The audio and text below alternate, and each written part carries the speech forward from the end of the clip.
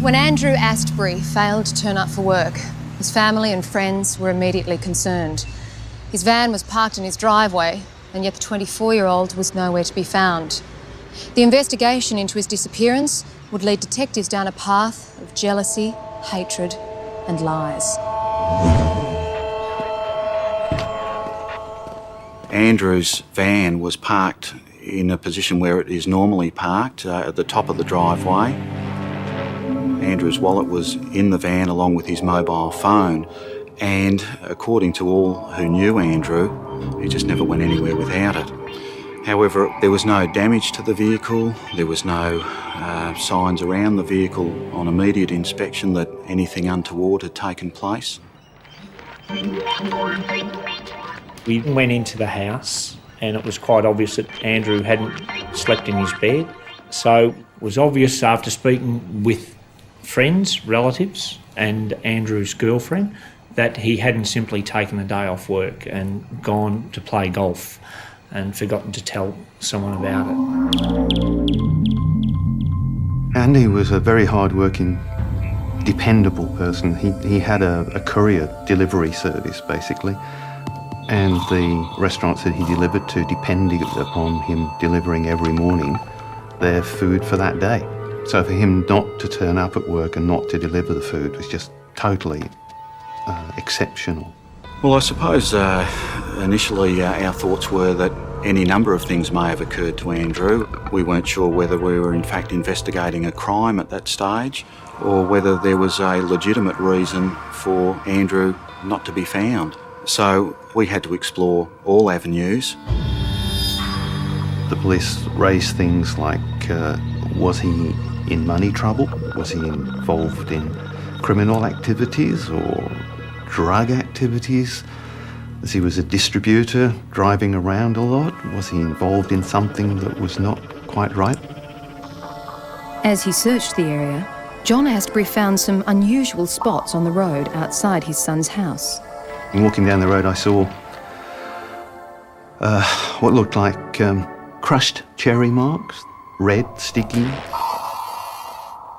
There were no cherry trees around, so I thought, well, maybe it's blood. When we had a closer look at them, they appeared to be blood, and it certainly drew a more sinister tone to the investigation. If it were blood, it didn't look like a life-threatening amount. So I guess I just was even more confused. Because if he was injured, then, why hadn't he made contact?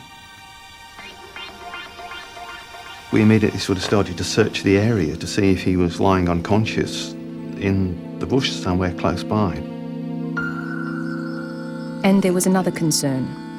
Andrew's girlfriend, Shannon, told the police about his state of mind the last time she saw him, only 14 hours before. It was close to Christmas time. He was working 2 jobs. He was working long hours on those 2 jobs, and that he was somewhat depressed that he couldn't afford to pay for Christmas presents, and that he was probably not going to be able to buy Shannon a Christmas present, which added weight to the theory that perhaps he may have caused self-harm. Andrew had been seeing Shannon for just 5 weeks, but to all who knew them, they were very much in love. He hadn't had a steady girlfriend. He'd had occasional friends. He'd had lots of friends who were girls, but he hadn't sort of been in love before. And it was quite fun to see, because he was happy. 25-year-old Andrew Astbury was last seen leaving his girlfriend's Eltham house just before 11 p.m. on Thursday. Today, John Astbury made an emotional plea for help in finding his son. Well, if anybody knows anything, please will they come forward. And I guess, if for some reason Andy's out there, please will he get in touch. It was terribly difficult, those first few days, because you were getting more and more concerned about him being dehydrated or bleeding to death or having a broken leg and lying in pain somewhere. I can remember the second day, we were all out in Warrandyte State Park in the dark. We were out with torches and shouting his name. I mean, it was just ridiculous. There's no way you'd find him in the dark, but you couldn't go home and sleep. We ended up hiring a helicopter to fly around the area, and some of Andy's friends went up as spotters to, use binoculars and fly over the local bush to try and see if they could find anything. But there was no sighting of Andrew. It was summer in Australia, and if he were lying seriously injured in the bush, then his chances of survival quickly diminish. So you gradually begin to think about the worst. 24-year-old Andrew Astbury was missing.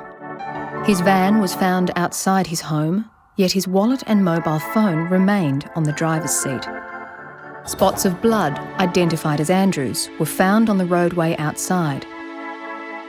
With 4 days gone, his disappearance was now a major crime incident. The family and girlfriend of Andrew Astbury have been desperate for news of the 25-year-old. Today, the homicide squad took over the investigation. We believe that Andrew didn't leave his own accord. At this stage, we're unable to say whether Andrew is dead or alive. Homicide were around very early. The first time you hear the word, it's pretty hard. So that sort of confirms your worst fears.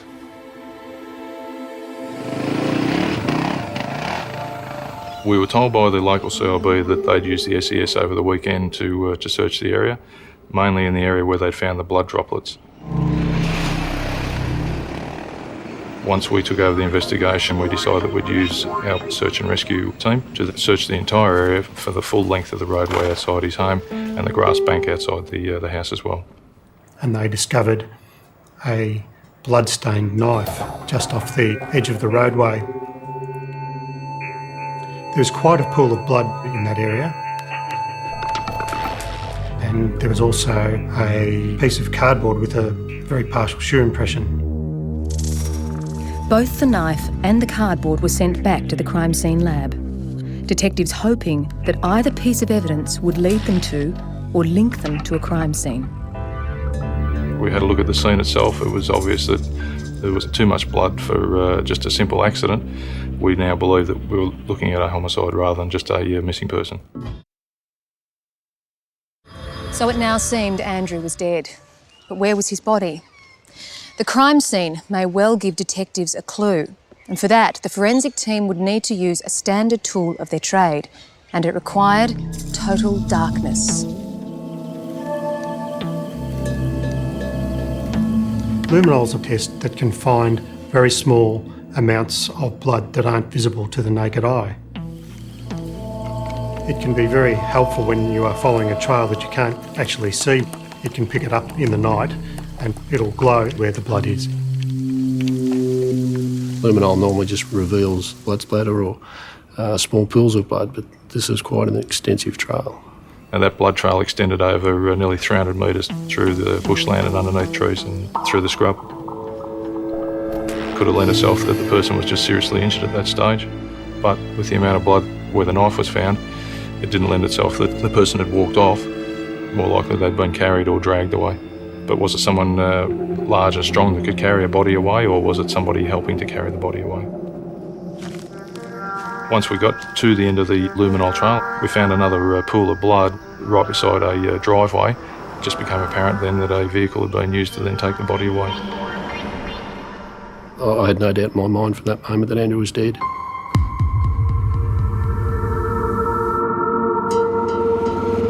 Warrandyte Road's a pretty isolated location. So we took the moves to put a caravan in the area, and you're obviously calling on the public for their help. Two locals had remembered seeing a car parked just up the road from Andrew's house on the night he disappeared. They could recall some of the registration number, but more importantly, the car had very distinctive markings. The young fellow turned up and said that on the night of Andrew's disappearance, he'd driven home down Opossum Road, and when he turned into the roadway, he saw a vehicle parked there, which was unusual at that time of night, especially seeing it was a telecom vehicle. The forensic team found tyre marks on the spot that the witnesses had reported, and an impression of the tread was taken. Should detectives track down the car, they'd be able to place it at the scene. We organised with Telecom to obtain all the records of telecom station wagons in the state of Victoria. We had to determine where each of those vehicles was, so there was a process of elimination conducted in regards to speaking to all the drivers of those vehicles and putting them into a particular area that night. After searching the records of more than 3,000 telecom cars, police came up with one car that couldn't be accounted for the night Andrew Astbury went missing. But was the driver of the car an important witness, or potentially the young man's killer? Andrew Astbury's disappearance was now being treated as a homicide. A broken knife and a 300-metre trail of his blood ending at a driveway put it in no doubt. Witnesses had seen a car parked near to Andrew's house on the night he disappeared, and now police had tracked down its driver, Stephen Pavick. The situation was that Stephen was the ex-boyfriend of Shannon, who was a current girlfriend of Andrew Astbury. Andrew had become friends with Shannon while working as a courier at her flower shop. It was a platonic relationship at first, but that didn't stop Pavick's intense jealousy. Stephen Pavick was very jealous of Shannon having a friend, being a male friend, being Andrew. We had information from other people, friends, associates, that several times Stephen Pavick had made threats against Andrew Astbury. He would be enraged and fight and argue with Shannon in relation to Shannon being very friendly with Andrew. 2 months before Andrew disappeared, Pavick's jealousy boiled over at the local pub. When Stephen saw Astbury there, he started to work himself up into a bit of a frenzy. She arranged to have him here, did you? He then went over and spoke loudly with Astbury and threatened him, and then threw a beer over Andrew. Hey! Stay away from me! Which also landed on a female friend of Andrew's at the time. She returned the favour and threw her drink over Pavick, who then got even angrier, and a fight started to develop until the bouncers intervened. As Pavick was leaving the hotel and being evicted by the bouncer, he threatened to kill Andrew. Shannon advised us that there had been other occasions where Pavick had been insanely jealous of Andrew for no good reason, and he'd made threats there to, even on one occasion, to shoot him with a shotgun. She told him not to be so silly about it, but he just continued on with his insane jealousy that there was something going on between Shannon and Andrew, which there wasn't. The night of the pub fight, Shannon ended her relationship with Pavick. A few weeks later, she started dating Andrew, but they kept the relationship quiet, fearing Pavick's reaction. You often see it with a lot of young men. They become insanely jealous of their girlfriends not talking to other boys and that. It's childish and puerile, but obviously Pavick suffered from that along with a lot of young fellows. Just his demeanour across the board showed that at that stage he really hadn't grown up. Pavick's jealousy was extreme, but was he a murderer? Police needed concrete evidence to link him directly to the crime, and they hoped it would be found in Pavick's car. The same car seen by witnesses on the night Andrew disappeared. I noticed that the carpet in the rear of the wagon was a slightly different colour than the carpet in the rest of the car, and that made me think that maybe that had been replaced. We looked for blood traces within the vehicle, but nothing was found. There was a potential that Andrew's body had been conveyed in the back of the car, and that's why the carpet was a different colour. We then knew that he'd purchased the carpet somewhere, so we started looking to where you could buy second-hand Commodore carpets. At a wreckers not far from Pavick's work, the detectives found what they had suspected. A receipt that proved Pavic had bought the carpet the day after Andrew disappeared. We decided then to place surveillance on Pavic, and that's physical surveillance as well as listening devices and telephone intercepts to determine what he was doing, what he was saying, who he was talking to, and what his movements were from there in case he went back to a crime scene to hide further evidence. Someone out there must know something. He's the second of 4 children, so there's not going to be a Christmas for us this year. Christmas Day was particularly difficult. We all sat around and opened our presents, and there was a pile in the corner that wasn't opened. So that was a pretty hard day. The next day, police received a call. Farmer Graham Cock was mustering sheep when he noticed the weighted down body in the middle of the river. I received a phone call late in the evening that a body had been found at Warrandyte, that it was handcuffed to some sort of piece of machinery, and I was told, look, we don't think it's your body. Something deep inside me told me it was Andrew. I just rang my crew straight away and said, get up to Warrandyte, I think it's our body. The body was quite decomposed. It appeared to have been in the water well over the time that Andrew had been missing. So Mick Hughes' suspicions that it was the 24-year-old would be proved one way or the other at the post-mortem. One of the recommended first steps in the forensic pathology investigation of a death like this is to x-ray the whole of the body, often from multiple angles. The reason for doing this is that you may gather information that helps with identification, but most importantly can assist with documenting injuries that might be obscured by decomposition. The X-ray examination in this case revealed the presence of a triangular metal object within the left upper chest. The object had sharp edges and looked like it was the tip of a knife. I collected the blade from the body of the deceased, brought it back to the laboratory and did a physical fit on the 2 pieces of knife blade, and I was quite certain that the 2 pieces had once been the 1 piece of knife blade. About 3:30 in the morning, there was a knock on the door. Sorry.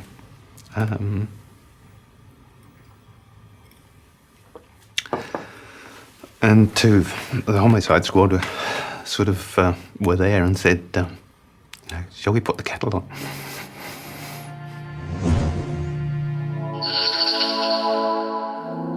Andrew Astbury was missing, presumed dead. For 10 days, family, police and volunteers had searched for him, and then his body appeared, floating in a river 20 kilometres from his home. He had been handcuffed to an engine part, and these were now the most vital pieces of evidence the police had to work with. The piece of machinery had been imported into Australia and basically used on the Sugarloaf Dam project. There was no recent history on it, so the decision for me to go to the media was very easy. The only way we're going to find out is declare it to the public and say, hey, can you help us with the investigation? Detectives today displayed the heavy turbine casing from a German-made generator used to weigh down the body of murder victim Andrew Astbury. The handcuffs are also unusual. They're considered expensive at around $100 a pair and can only be bought at select outlets. Police today revealed they're hunting at least 2 people. We'll be pouring as many resources as we have into locating the perpetrator or indeed perpetrators of this crime. I don't believe that anyone could lift a body that's handcuffed to that machine. It's just too heavy. Even though Pavic had been spoken to by the Doncaster CIU, he'd never been formally approached and interviewed. And I thought we were at a time where he should be interviewed, given the opportunity to admit or deny the allegations. I intend to interview you in relation to the death of Andrew John Astbury. You may communicate with or attempt to communicate with a legal practitioner. Do you understand these rights? Yes, can I do that now then? Yeah, just let me finish this. Okay. The next question was going to be, do you wish to exercise any of these rights before the interview proceeds? Yes, I would. Oh. Pavic spoke to his solicitor, and his answer to every question was the same. On the 15th of December 1994, can you tell me your movements that day? Got no comment. Do you know a person by the name of Andrew Astbury? Got no comment. Do you know a person by the name of Shannon? No comment. Do you drive a Holden Commodore station wagon? No comment. You're employed at Telecom Australia? No comment. As a result of Pavic providing a no-comment interview, we're left with few options. We can either charge him, but we had insufficient evidence at that stage to support the case against him. So it was decided to release him, and we just continue on with our investigation. As I was showing Stephen out of the building, he's obviously very antagonistic towards myself and the others, and he made some comment about we'd never be able to get him. My reaction to that was as well, we'll see what comes about. Stephen Pavic had set the detectives a challenge. Their next move was to link him to the handcuffs used on Andrew's body. So they conducted a systematic search of the stores near his home, and they struck gold. Pavic had bought a pair of handcuffs 1 month before the murder. Pavic told the owner of the store that he wanted to purchase the handcuffs for a mate's Buxton. The handcuffs were very expensive handcuffs, they're over $100. The owner recalled saying to Pavic, "Why don't you buy a cheaper pair?" He said, "No, I want a very good pair because I used to have a pair and they fell apart." Then there was a breakthrough on the engine part. The next day, we received a phone call from a off-duty young policeman. He had a mate who had spoken with him and said that he knew where the motor part came from, that he'd sent it on a track up in Coldstream. They thought they'd go up and have a look, and if the piece of machinery wasn't there, they'd know, well, it is the piece of machinery we were talking about. They went up there the next day, couldn't find the motor part there, but found some yellow pieces that would have gone with the motor part, so they contacted us at Homicide. In the search, they found a garbage bag secreted in a hollow log with some grass just thrown over the top of it to cover it. The bag contained a number of clothing items, shirts, runners. It also contained 3 pairs of jeans. One pair of jeans we could positively identify as belonging to the deceased, Andrew Astbury. One pair of jeans, there was a big blue S written in texture on the pocket. When that was shown to Shannon, she was able to identify the clothing as belonging to Stephen Pavic, because Pavic's mother always wrote in texture on her 2 sons' clothing to differentiate the 2 boys' clothing. But the garbage bag also contained another pair of jeans, which led us to believe that there were only 2 possible scenarios that may have taken place. And one is 2 persons committed the crime, or 1 person committed the crime and another person helped dispose of the body. That was our thinking at the time. It became essential to know who owned the other set of clothing. After finding the jeans, we knew that the person we were looking for was quite short. Most of Pavic's friends were tall or large, and there was only 1 person these jeans could have fit who was an associate of Pavic's. We eventually arrested him and spoke to him at our office. We showed him the pair of jeans and he confirmed that they were his, but denied any involvement in the death of Andrew Astbury, and provided us with a plausible explanation as to how his jeans came to be in the bag with the deceased and Pavic's. They'd been left in Pavic's car some weeks prior when they'd been down to the beach. Pavic had told this friend that the clothing had been lost and actually physically gave him $50 to replace that clothing. We believe that after Pavic murdered Astbury, he then used this person's jeans to wipe the blood off the back section of the vehicle before he stuffed it in the bag with the rest of the clothes. The finding of the black garbage bag with the clothes inside it proved to be the evidence we required to put it beyond any shadow of a doubt that Stephen Pavic was the offender in this case. Also in the bag, gloves and a pair of blood-stained runners, size 11.5, the same size that Stephen Pavic wore. The left tread was consistent with the footprint on the cardboard found next to the murder weapon. Police now had the hard evidence they needed to arrest Pavic. I further put it to you that that's the reason why you went over to Andrew's place that night, because you saw his van in the driveway at your girlfriend's place. What do you say to that? You're just putting words in my mouth. I'm putting an allegation to you, and no, it's not true. Anyway, it's not true. All roads and evidence in regard to Andrew Astbury's murder were leading to one person, Stephen Pavick.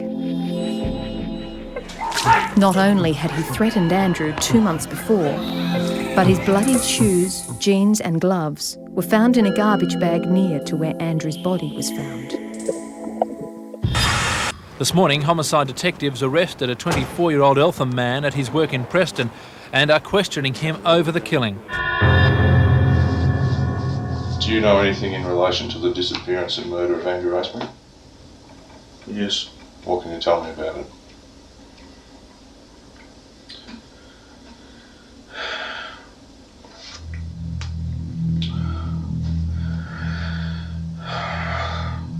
The night that Andrew disappeared, I just went past Shannon's house and saw Andrew's car parked out the front.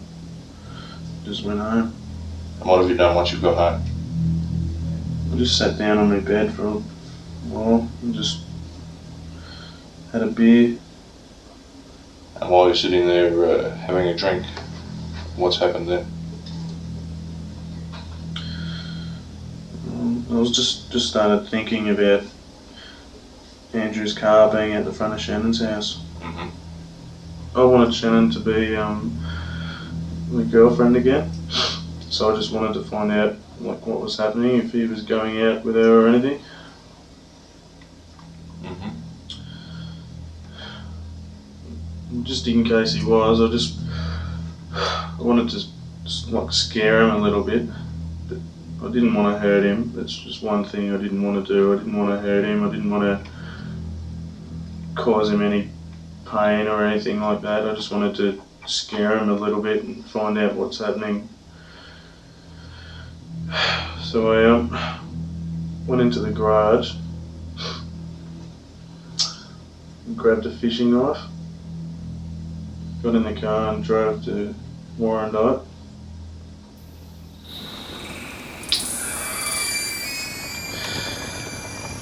Then I parked down this little road and just jogged up to Andrew's joint. And I was sitting somewhere around here. We can't sort of remember exactly where. It was just somewhere around there. I went down there and had a piss. Put on some my gym gloves just in case I got into an argument with Andrew or something, and if he punched me, so I could punch him back without hurting my hands. Then Andrew's car just pulled up there. Towards the stones there? I think it was up there. I can't remember exactly where. And so I just walked up there behind it. I was just kneeling down behind it because I didn't want him to see me. I wanted to surprise him. I heard his car door open and walked up next to him and just said, "I want to talk to you." I grabbed him in a headlock and started walking down here. And I pulled out my knife, just sort of shoved it in his face, saying what was happening. Walked over to here, and then the next thing I knew, I fell down there, and like we both ended up sort of over there. We just rolled around in the grass, sort of wrestling him a bit. And the next thing I knew, I just stabbed him. And the handle just broke off. I don't know if it was because it rolled on top of it or something. And he just yelled, and I just didn't know what to do. There was blood everywhere. I was just saying sorry, put my hand over his mouth to stop him yelling, because he was just yelling, and I just said sorry and just ran away. When I went back, it was just wasn't making a noise. So I just grabbed him and carried him down the end of the road. How were you carrying him at this stage? I think it was sort of like, if you want me to show you, I think it was just sort of like that. In all the reenactments I've done, yes, offenders will intimate how they've done a particular action and that, not physically involve me in the process. Like that. And to be picked up and so easily by a powerful man, that was a little bit daunting in some regards. That path that he took was up and down dale, it was through the bush and underneath trees and that. It would have taken a lot of physical power and exertion to carry a body that far. He was a very powerful man. I kept dragging him along until I got up to the top. It took a pretty long time. And then I quickly rang back and got the car. Pavick's car was parked just down from the driveway. The place, witnesses had seen it on that fatal night. And then I just went up there and grabbed him and just dragged him and chucked him in the back of the car.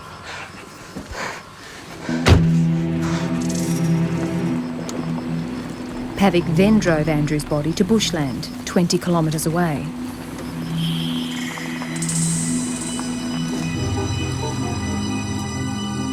I took his clothes off because they were all covered in blood. And I had a garbage bag in the car just with some clothes from a friend of mine. We went down to the beach on the weekend and I had his clothes in and a few towels and stuff. So I just chucked them in there. Just put it in that log, that burnt log down there. Can you just walk in to the close police and point to it? Just in there. Yep. And then when I was walking up, I saw that big yellow thing. Pavick handcuffed Andrew to the engine part and then dumped him in the river.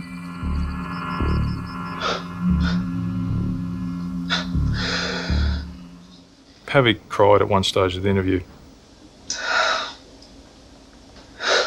I think it's more a case of he was crying because of the pressure on him and that he'd been caught. I don't think there was much remorse about that he killed Andrew, just a case of that he'd been caught. I just want everyone to know that I just didn't plan this to happen. It just happened like that. It's something unfortunate. This was the last thing in the world that I wanted to happen. So Stephen Pavick had admitted to killing Andrew Astbury, yet he was trying to establish a case for manslaughter. However, detectives had evidence it was a premeditated, brutal murder. We knew a lot of what he was telling us was rubbish. So from our point of view, he was putting on a good show.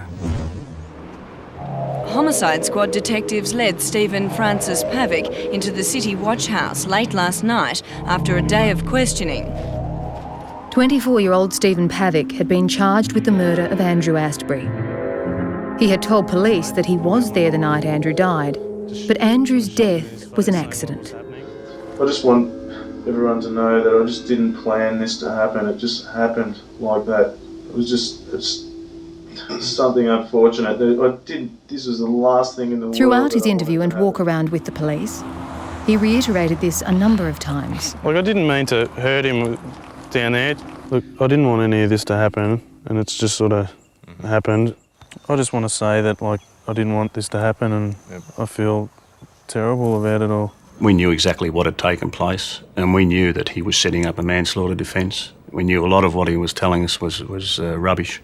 And it's totally self-serving. It's to try and convince a judge and jury that it was a spontaneous action that resulted in Andrew's death, and it wasn't. It was a premeditated murder. So from our point of view, he was putting on a good show. Why did you take the knife with you from home to Andrew's house? To try and scare Andrew. I put it to you that you intended to take the knife with you to kill Andrew. What do you say? No way. No way. There's no way I would have done that. He rolled on top of me and I rolled on top of him, and the handle was just busted off. And do you know where the handle was? No, it's somewhere down there, I'd say. I don't know. I think exactly Pavick, like a lot of good liars, put in 90% truth and 10% fiction. The bits about it being an accident, I think, was fiction. I thought it was nonsense. I was at the post-mortem and I saw the blade being removed from Andrew's body, and nothing would convince me that he was stabbed accidentally in a struggle. And it was proved fact by the forensic pathologist. A considerable degree of force would need to be applied to the knife to cause the tip to snap off. It appeared that the knife was inserted above the left collarbone and headed almost vertically downwards through the subclavian artery, causing damage to the collarbone and the first rib and entering the upper part of the left chest. Because of the number of injuries to bone seen in this case, the knife was either inserted multiple times through the same injury, or that with a single insertion, the knife was moved around while it was inserted in the body.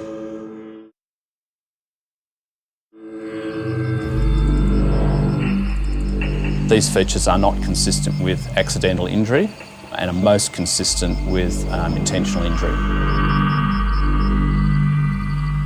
Pavic was just far superior in size and strength, and if Pavic had grabbed him, he wouldn't have had a chance of escaping or fighting back for that matter. And there was further damning evidence. Police had in their hands proof that this was not the accident that Pavic claimed. We became aware of a conversation with Pavic where Pavic indicated that his intention was to kill Andrew and that he believed that he'd probably get away with a manslaughter. I've spoken to a solicitor, right? Yeah, and when it comes to the crunch, I'm going to spew my guts and tell them what happened.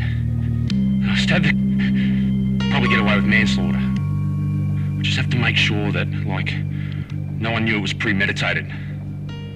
In that same conversation, we had pretty damning admissions that he'd had premeditation, that he'd laid in wait for Andrew on at least one other occasion, and Andrew hadn't come home. If we don't find evidence in these cases to prove premeditation or an intent to kill, and the story goes before a jury where you have the lovesick fellow who lost his girlfriend and goes to sort it out with a new boyfriend, then most occasions they will get off with a manslaughter. So for us, it was very important that we had those admissions of premeditation. It was clear by now that Stephen Pavic had murdered Andrew Astbury in cold blood. If there was any doubt as to how callous he'd been, his refusal to say how he dumped the body was a clear sign of his guilt.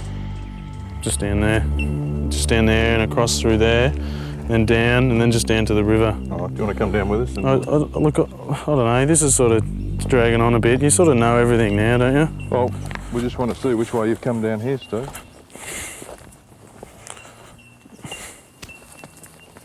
No, I don't want to say anything else, sorry.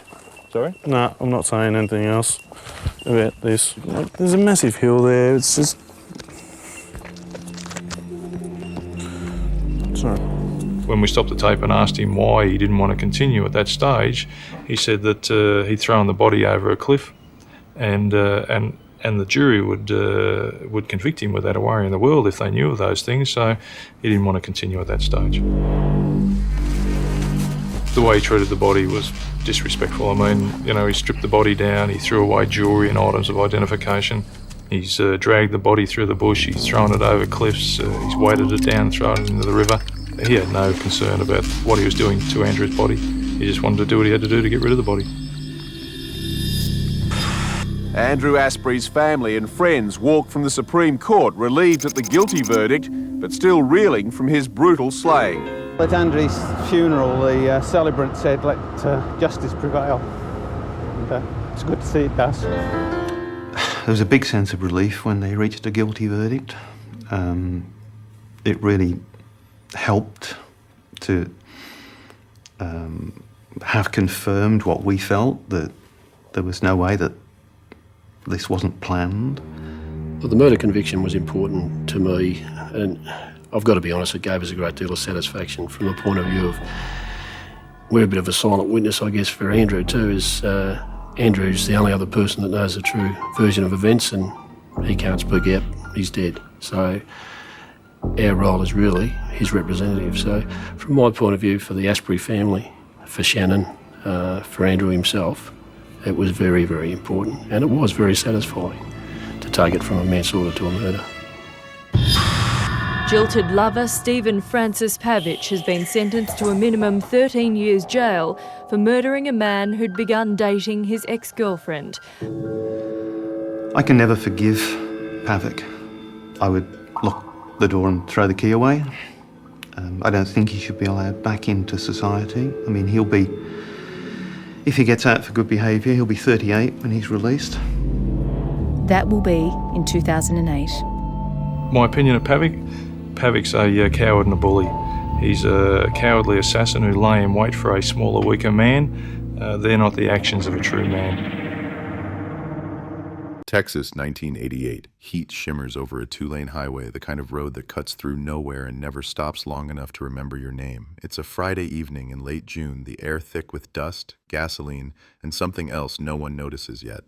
In a town with one stoplight and two churches, where everyone claims to know everyone, a girl in a faded denim jacket walks out of a convenience store and disappears between one breath and the next. No scream, no witnesses who admit they heard anything, just a door chime, a flicker of fluorescent light, and then nothing. They will call it a mysterious disappearance on the evening news. Years later, the words will change. Cold case, unsolved, vanished without a trace. But in that moment, in that thin strip of Texas night, it's just one teenager walking into the dark and never coming home. Her name is Emily Carter, 17 years old, high school senior, cheerleader sometimes, waitress sometimes, dreamer always. In her bedroom, there are college brochures, thumb-worn at the edges, a cassette player stacked with love songs and rock ballads, a journal hidden under her mattress full of half-finished letters to a future she's certain will be bigger than this town. Her parents are ordinary in the way small-town people are ordinary until the camera lights hit their faces and turn them into symbols. Her father, Joe, works long shifts at the refinery an hour away. Her mother, Linda, runs the front desk of the local motel, smiling at strangers just passing through. On that Friday night, they don't know that every detail of their daughter's life will soon be dissected, replayed, weaponized in whispered conversations and police reports that never quite add up. It starts simple. Emily finishes her evening shift at the diner at 9:30 p.m., hair pulled back, apron stained with coffee and fries. A coworker remembers she was humming under her breath, something slow, something sad. She jokes about being tired of smelling like grease. She clocks out, slings her bag over her shoulder, and says she's stopping at the Quick Mart on Highway 17 to grab a soda and some chips before heading home. It's less than a 10-minute drive, a straight line, no turns, no detours. Her car, a beaten-up blue Ford with a cracked dashboard, rolls out of the parking lot and into the darkness. That's the last time anyone who loves her sees her alive. At 10:04 p.m., the security camera above the Quick Mart entrance catches her walking in. The footage is grainy, black and white, the timestamp flickering in the corner like a failing heartbeat. She pushes open the glass door, the chime rings, and she steps under the buzzing lights. She looks tired. She looks like every other teenager in every other small town on every other Friday night. She grabs a soda from the refrigerated case, a bag of barbecue chips. She waits in line behind a man in a baseball cap paying for cigarettes and lottery tickets. The clerk, a college kid home for the summer, rings her up. She smiles, says thank you, stuffs her change in her pocket. 10:09 p.m. She pushes the door open again. The chime rings a second time. She steps outside. The camera doesn't see everything. It doesn't see that the parking lot lights are badly wired, leaving a jagged triangle of shadow near the edge. It doesn't see the driver sitting in a dark pickup just beyond the frame, engine off, watching. It doesn't see whether Emily notices the truck or keeps her eyes on her keys, focused on unlocking her car door and getting home before curfew. What the camera does see is a flash of movement near the bottom of the frame, a slight glitch, like the tape catches for a fraction of a second. Emily walks toward where her car should be. Then the picture rolls, distorts, corrects itself. 10:11 p.m. The parking lot is empty. Her Ford is gone. She is gone. At 11:02 p.m., Linda Carter looks at the clock above the TV and sighs. Emily is late, but not late in a way that sets off alarms. This is the kind of town where kids bend curfew, not break it. She tells herself her daughter probably stayed to chat with friends at the diner. She tells herself there might have been traffic on the highway. She tells herself these things because the alternative, an empty road, a broken car, a stranger pulling up alongside, is a shape she refuses to let form in her mind. By midnight, she has called the diner twice. No answer. She calls her husband at the refinery, his voice scratchy over the phone. She's probably fine, he says, but he is already grabbing his keys. By 1:15 a.m., they are driving that same stretch of highway, headlights scanning the shoulder, stomachs knotted so tight they can barely breathe. The first officers arrive at the Carter house just after dawn. Sunlight drips slowly over the rooftops, painting the town in a calm it hasn't earned. The sheriff's department is small, tired cars, thin budgets, deputies who double as animal control on weekdays. Sheriff Dan Holloway is a man used to bar fights, DUIs, the occasional domestic disturbance.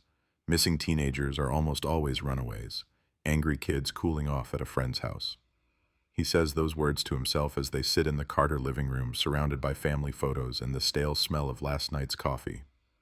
"She'll turn up," he says, because that's what the manual says you say.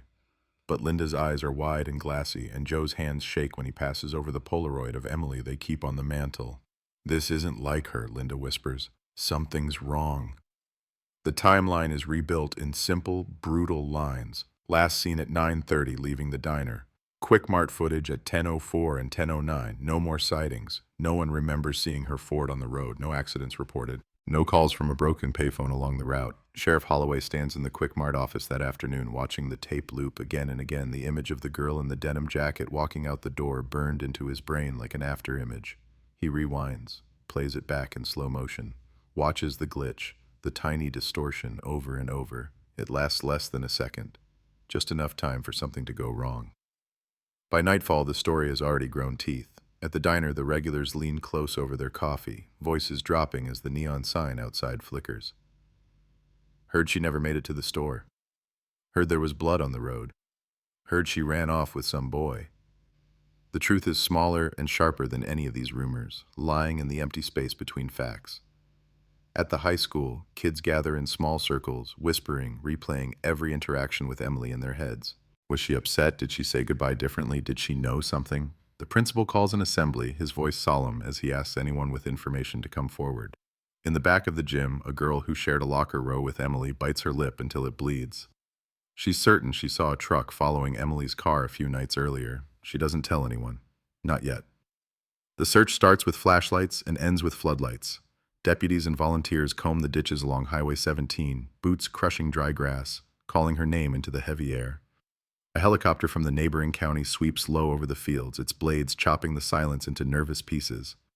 They check abandoned barns, drainage culverts, the thick line of trees hugging the river. They bring in a dog team from 2 towns over. The dogs catch a scent in the Quick Mart parking lot, circle, whine, and then lunge toward the far edge, dragging their handlers toward that jagged triangle of shadow near the camera's blind spot. The scent stops abruptly at a patch of oil-stained asphalt. No body, no struggle, just the echo of something that happened too fast. Within 48 hours, the story goes statewide. Local news anchors stand in front of the Quick Mart, hair sprayed solid against the hot wind, holding microphones like weapons. The headline appears in bold. Teenager missing after mysterious late-night stop. Words like baffling disappearance and tight-knit community in shock roll across the screen.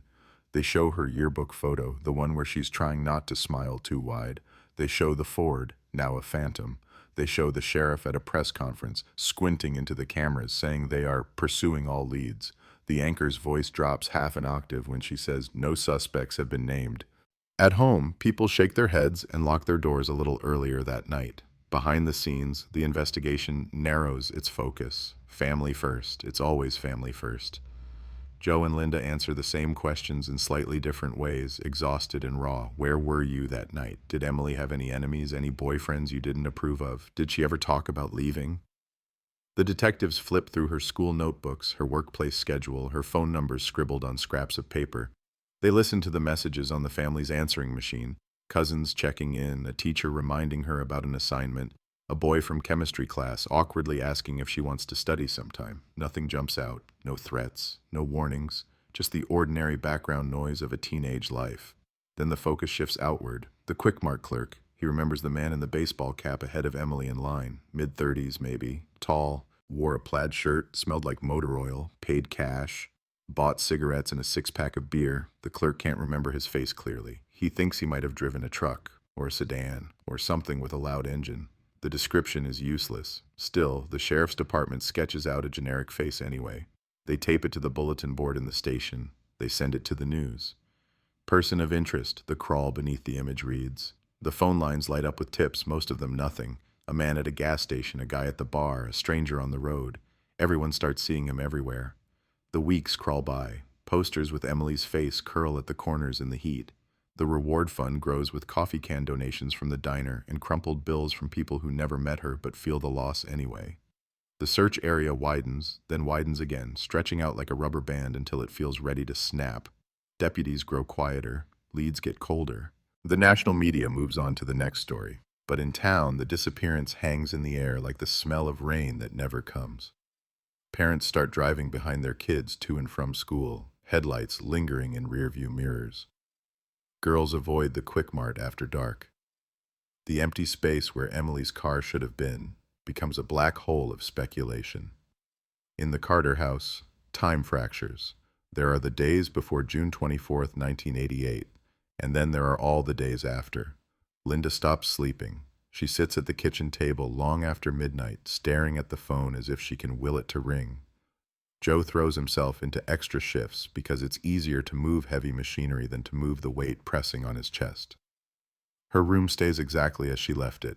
The bed made, the posters on the wall, the open notebook on her desk with a half-finished sentence, "One day, I will." The rest is blank. Reporters come and go. Church ladies bring casseroles until the fridge is full of food no one eats. The house becomes a museum of absence, and far away from their quiet despair in a place they don't know yet, something waits in the dark. Evidence misfiled, a name misspelled in a report, a fingerprint that didn't match anyone in 1988 and got buried under a pile of newer cases. An old tape in a cardboard box, labeled with a date and nothing more. Little fragments of truth, scattered and ignored, gathering dust as the years march on. The cold case is already forming, even as the heat of that first summer is still burning. No one realizes yet that this isn't just a disappearance. It's the beginning of a story that will haunt this town for decades. A question that will echo in every quiet space. What really happened in that parking lot, between the chime of the door and the glitch on the tape, when a girl in a denim jacket walked into the dark and never came back? Years later, they will say it started dying the moment the cameras left. That somewhere between the last live shot in front of the Quick Mart and the anchor's final goodnight, the urgency bled out of the case like air from a slow leak. But in those first weeks, it doesn't feel like that. It feels like motion, like every day might be the day someone spots her car, finds a scrap of clothing, remembers a license plate that suddenly seems important. Hope walks the same roads as fear, and, for a while, no one can tell them apart. The first real break comes on a Tuesday that smells like burnt coffee and old paper. A rancher 15 miles south of town calls the sheriff's department. He says there's an old gravel road on his property that no one uses anymore, not since the main highway went through. He was driving out to check a broken fence when he saw skid marks, fresh, cutting across the dirt. At the end of those marks, jammed at an angle in a ditch filled with tall weeds, there's a car. Blue. Rust on the fenders, dust caked across the windshield like a second skin. He recognizes the shape from the news. "You better come quick," he says, voice thin with something like dread. By the time Sheriff Holloway gets there, the sun is hammering down so hard the world looks bleached. Deputies string yellow tape along the side of the dirt road, their boots grinding white rock into finer powder. The car sits half submerged in weeds, front bumper crushed against a cement culvert. The license plate is crooked but legible. Emily's blue Ford has been found, but not where it was supposed to be. Not on Highway 17, not anywhere near the straight line between the diner, the Quick Mart, and home. It's miles off course, down a side road only locals know, hidden behind scrub and dust. The interior of the car is a crime scene that won't answer any of the questions it raises.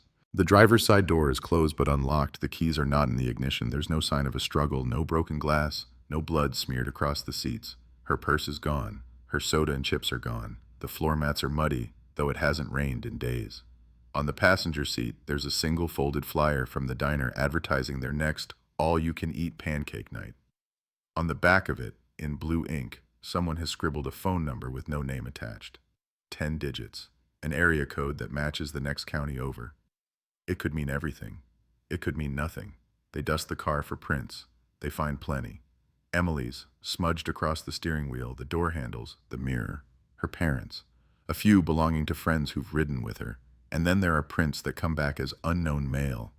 That phrase printed in block letters on the report will haunt this case. Unknown male, unknown hands on the door, the gear shift, the trunk. The lab can't tell when those prints were left. Could have been days before she vanished, could have been hours after she did. The car becomes a container for speculation more than evidence. On TV, the headline shifts. Missing teen's car found miles from highway. The Quick Mart now shares screen time with a dusty gravel road and a battered Ford.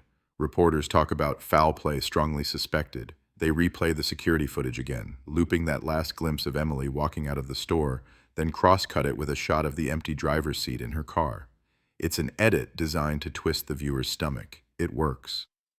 Inside the makeshift command center set up in a spare room at the sheriff's department, Maps cover the walls. Pins mark sightings, searches, places where tips have sent deputies on wild goose chases. The road where the car was found gets circled in red, underlined twice. It's not a road a stranger would stumble on by accident. That's the part no one can shake. You have to know where it is. You have to choose it. That's when the whispers turn inward, toward familiar faces. Everyone knows a guy with a truck. Everyone knows someone with a short fuse and a quiet temper. The man in the plaid shirt with the baseball cap from the Quick Mart might be an outsider, but the road, the ranch, the ditch, they're local. The town starts to eat itself in soft, polite bites. The first serious suspect is a man named Roy Crash Miller, mid-30s, lives in a trailer on the edge of town, works odd jobs at the garage when he feels like it, drinks when he doesn't. 2 DUIs, a bar fight that left someone with stitches, a reputation for driving too fast down roads that don't see many cars. People remember seeing his beat-up pickup near the Quick Mart more than once. They remember his baseball cap, his plaid shirts. Memory is a flexible thing, eager to please when fear is in the driver's seat. Deputies bring him in. The cameras catch him being led through the station doors, hands cuffed behind his back, hair greasy under a faded cap. Person of interest, the news calls him. Prime suspect, the locals say.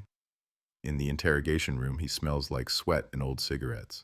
He leans back in the metal chair and squints at the mirror he knows isn't just a mirror. I didn't take that girl, he says. I ain't stupid enough to mess with that kind of heat. They ask where he was the night of the disappearance.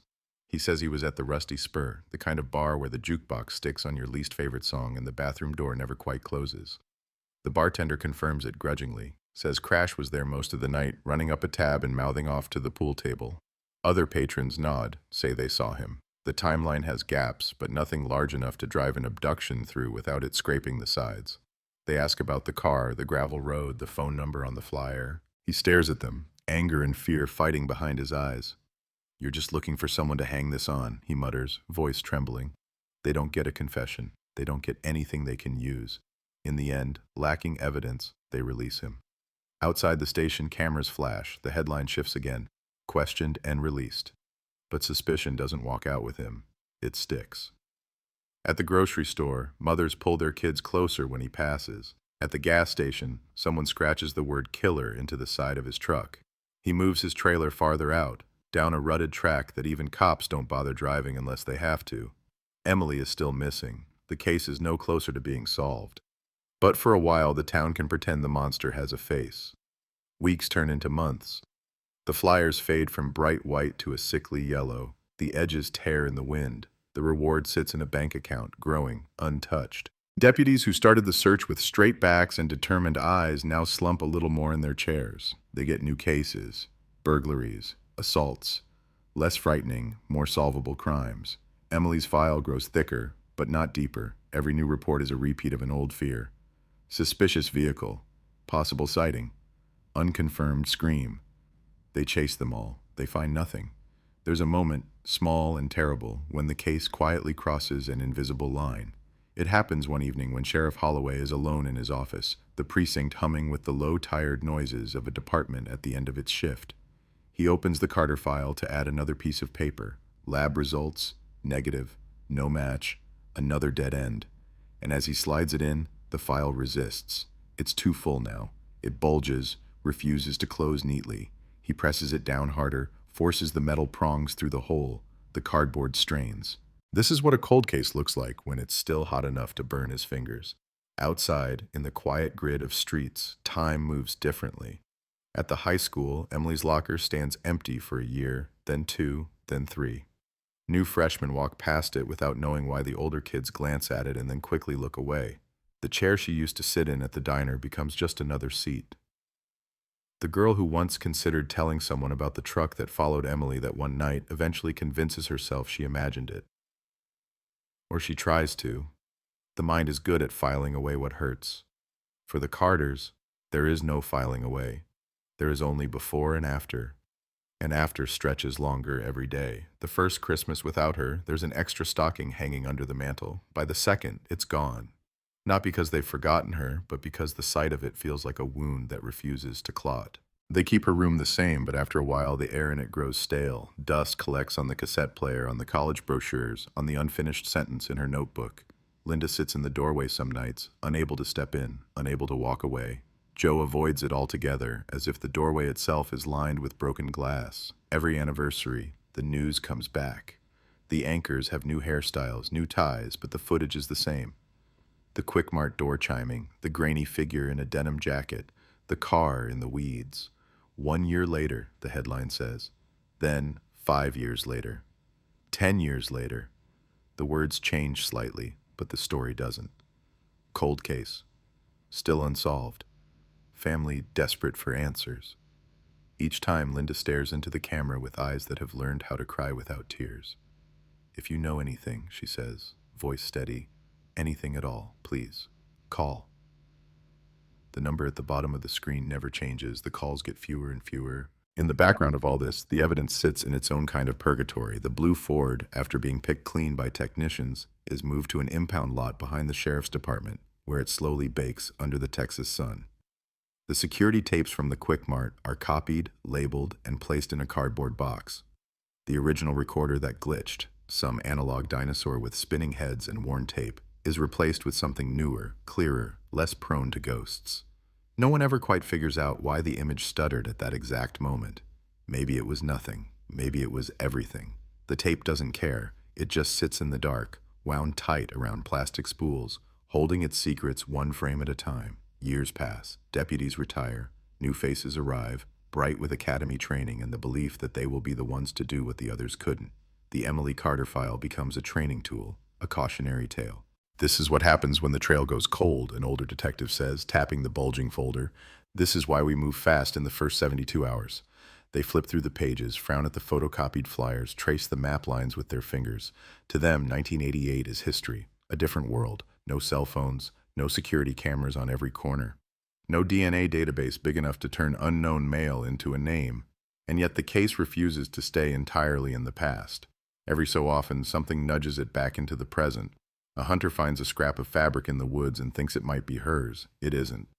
Someone in the next county over confesses to killing a girl in Texas in the late 80s, but his story doesn't line up with the details. A skeleton is found in a shallow grave 3 towns away. Dental records say it belongs to someone else. Each false alarm hurts. Each one scrapes at the raw place inside the Carters, where hope and dread live side by side. Then, one heavy August afternoon, almost 2 decades after Emily vanished, the phone rings at the sheriff's department. It's not a tip line call, not a reporter, not a grieving parent. It's a technician from a state lab the county barely remembers using. His voice is casual at first, routine. He's working through a backlog of old evidence as part of a cold case initiative, running forgotten fingerprints and DNA swabs through new systems with new power. He's got a partial print from an old file. 1988, female teenager missing, blue Ford found off a rural road. The phrase unknown male appears several times in the paperwork. He ran the print through the new state database as part of the sweep. This time, the computer didn't shrug. It pinged. There is a match. In that moment, in the stale office where the air conditioner rattles and the fluorescent lights hum, time collapses. 1988 isn't 20 years ago. It's right now. It's the chime of a Quick Mart door, the glitch in a tape, the empty driver's seat of a car buried in weeds. Sheriff Holloway is gone, retired to a small house near a lake where he pretends the ghosts in his head came from somewhere else. In his place is a younger sheriff, one who grew up watching the Emily Carter case on the news as a child. He takes the call, pen hovering above his notepad, heart pounding. He writes the name down slowly, as if it might vanish if he moves too fast. The unknown male isn't unknown anymore. He has a criminal record now, something he didn't have in 1988. An arrest for assault, a burglary gone wrong. He was fingerprinted as part of that case. His prints fed into a system that's grown fat on the mistakes of men like him. The database doesn't care about the years in between. It sees ridges and whorls, makes connections humans couldn't make, and spits out an answer. The same fingers that left a mark on the Ford's door handle touched a bottle in a bar fight nearly 20 years later. The past has reached through decades of dust and closed its hand around a name. The sheriff hangs up the phone and stares at the Carter file on the shelf. The box is old now, its edges softened, labels yellowed. It looks like a relic. Inside, the flyers, the reports, the Polaroids wait patiently. They have waited for a long time. He pulls the file down, lays it on his desk, opens it. Somewhere out there, Emily's parents are still living in the same house, still sleeping, or trying to, in the same bedroom, still walking past the same closed door at the end of the hallway. They don't know yet that the story they've been trapped in for 2 decades is about to shift. Not toward closure, not yet. but towards something sharp and undeniable. The words cold case have followed this file for years. They've been whispered, sighed, written in headlines, typed in reports. But as the sheriff looks at the name on his notepad, feeling the air in the room change, that phrase suddenly feels wrong. Cold suggests stillness. And this case, this wound, this absence has never really been still. It has been waiting, watching, gathering fragments. Now, finally, one of those fragments has caught the light, and somewhere just a short drive away, a man who has lived a very ordinary life for a very long time has no idea that his past, buried deep and quiet, is about to come knocking loud on his door. The name on the notepad looks ordinary. That's the first shock. No red flags built into the syllables, no hiss or bite, just 3 plain words that could belong to the guy bagging groceries or fixing your roof. Daniel Kent Lawson, born 1966. Last known address, 3 hours away in a tired suburb where all the houses look like they were stamped out of the same mold. In another life, he might have stayed a line in a database forever, but his fingerprint didn't let him. The sheriff reads the name again, slower this time, as if the ink might rearrange itself and admit a mistake. It doesn't. He pulls the Carter file closer, flips back to the early reports, to the list of people interviewed in 1988. Diner staff, Quick Mart employees, regulars, known troublemakers, family friends. The name isn't there. If Lawson lived in town back then, he was quiet enough to avoid attention. If he didn't, he's a ghost who passed through long enough to leave a mark on a car door and a fracture in a family that never healed. The new sheriff, Mark Reyes, mid-40s, sleeves rolled, dark circles under his eyes that never seem to fade, calls the state lab back, voice tight. He wants confirmation, not likely, not close, but numbers, probabilities. He wants someone with a quiet, clinical tone to tell him this isn't a glitch in a different kind of tape. The technician obliges. The match score is high, very high. The chance of error is so small it might as well be 0. "You've got your guy," the tech says, like it's that simple. Reyes hangs up, leans back in his chair and stares at the ceiling. The air feels heavier. He has a decision to make, and he knows exactly which door it leads to. The one at the end of a hallway in a modest house where a couple in their late 50s have learned to live alongside the outline of a daughter who never came home. Before he knocks on that door, before he says the words they've been waiting to hear and dreading for 20 years, he needs more. Not because the print isn't enough, but because he knows how stories work. The name might be the key, but if he turns it too fast, the whole thing could snap off in the lock. They start with what's on paper. Lawson's file arrives by fax and email, blurry black and white pages full of dates and charges. Minor infractions in his 20s, public drunkenness, a bar fight in 1989, 2 counties over, a trespassing complaint that went nowhere. Then years later, an escalation, a burglary that turned violent when the homeowner walked in unexpectedly. No one died, but the homeowner ended up with a broken jaw and a concussion, and Lawson ended up in handcuffs. That's when they took his prints. That's the moment buried in the paperwork of a case that had nothing to do with a missing girl, when the past quietly hooked itself into the future. Reyes traces Lawson's movement like a detective drawing lines across a map in a TV show. Late teens, odd jobs, seasonal work, drifting between towns. Sometimes his name appears in a personnel file at a mechanic's shop, sometimes on a lease for a crumbling apartment near a highway off-ramp. His early addresses form a loose circle around the town where Emily vanished, in the year leading up to 1988 and the months afterward, never pinned there, always close, like a storm you can smell but can't quite see on the radar. The detectives dig deeper, talk to his old employers, the ones who are still alive, still reachable. A garage manager remembers him as quiet, kept to himself, knew engines better than people. A bartender recalls he didn't drink much but liked to watch others do it. He'd just sit there nursing 1 beer all night, listening, she says, shivering slightly even now, like remembering his attention is enough to make her skin crawl. None of them are surprised to hear he later turned violent. None of them are willing to say they saw this coming. No one ever wants to admit they brushed shoulders with a monster and didn't notice. Only after the detectives have flooded their whiteboard with dates and arrows, after they've circled 1988 so many times the ink bleeds, does Reyes drive out to the Carter house. The road feels shorter to him than it did when he was a kid, wedged in the back of his parents' car as they slowed down out of respect when passing the little green mailbox with the faded numbers. Back then, the Carter place was a landmark, a cautionary tale. Don't talk to strangers, don't hitchhike, don't disappear. Those were the lessons parents wrapped around the story of Emily like barbed wire. Reyes remembers sitting in that living room as a rookie deputy on the 10th anniversary, watching the news cameras reflect off the family's framed photos. Now he's walking up the front path without cameras, without reporters, with a name on his tongue he isn't sure how to say. When Linda opens the door, she looks older than he remembers, but there's a sharpness in her eyes that time hasn't dulled. Joe stands a step behind her, arms folded, jaw clenched. They've stopped expecting visits from law enforcement to mean anything new. So when Reyes says, "Can we talk?" in that particular tone, something inside the doorway tightens. They sit at the same dining table that has hosted birthday parties and police interviews and holiday meals that tasted like cardboard. Reyes doesn't draw it out. He owes them the courtesy of a clean incision, not a jagged cut. "We've had a development in Emily's case," when he says. Linda's hand trembles on the mug of coffee she isn't really holding, just touching like an anchor. "We ran some of the old fingerprints again, with updated systems. One of them matched someone in the state database. We have a name." There's a sound in the room that isn't quite a gasp and isn't quite a sob, something raw and involuntary that seems to come from the walls as much as from their throats. Joe leans forward, knuckles white against the table. "Who?" he asks. The word is quiet, deadly. Reyes feels the weight of syllables before he lets them go. "Daniel Kent Lawson," he says. "He has a record now. He was living in the area around the time Emily disappeared.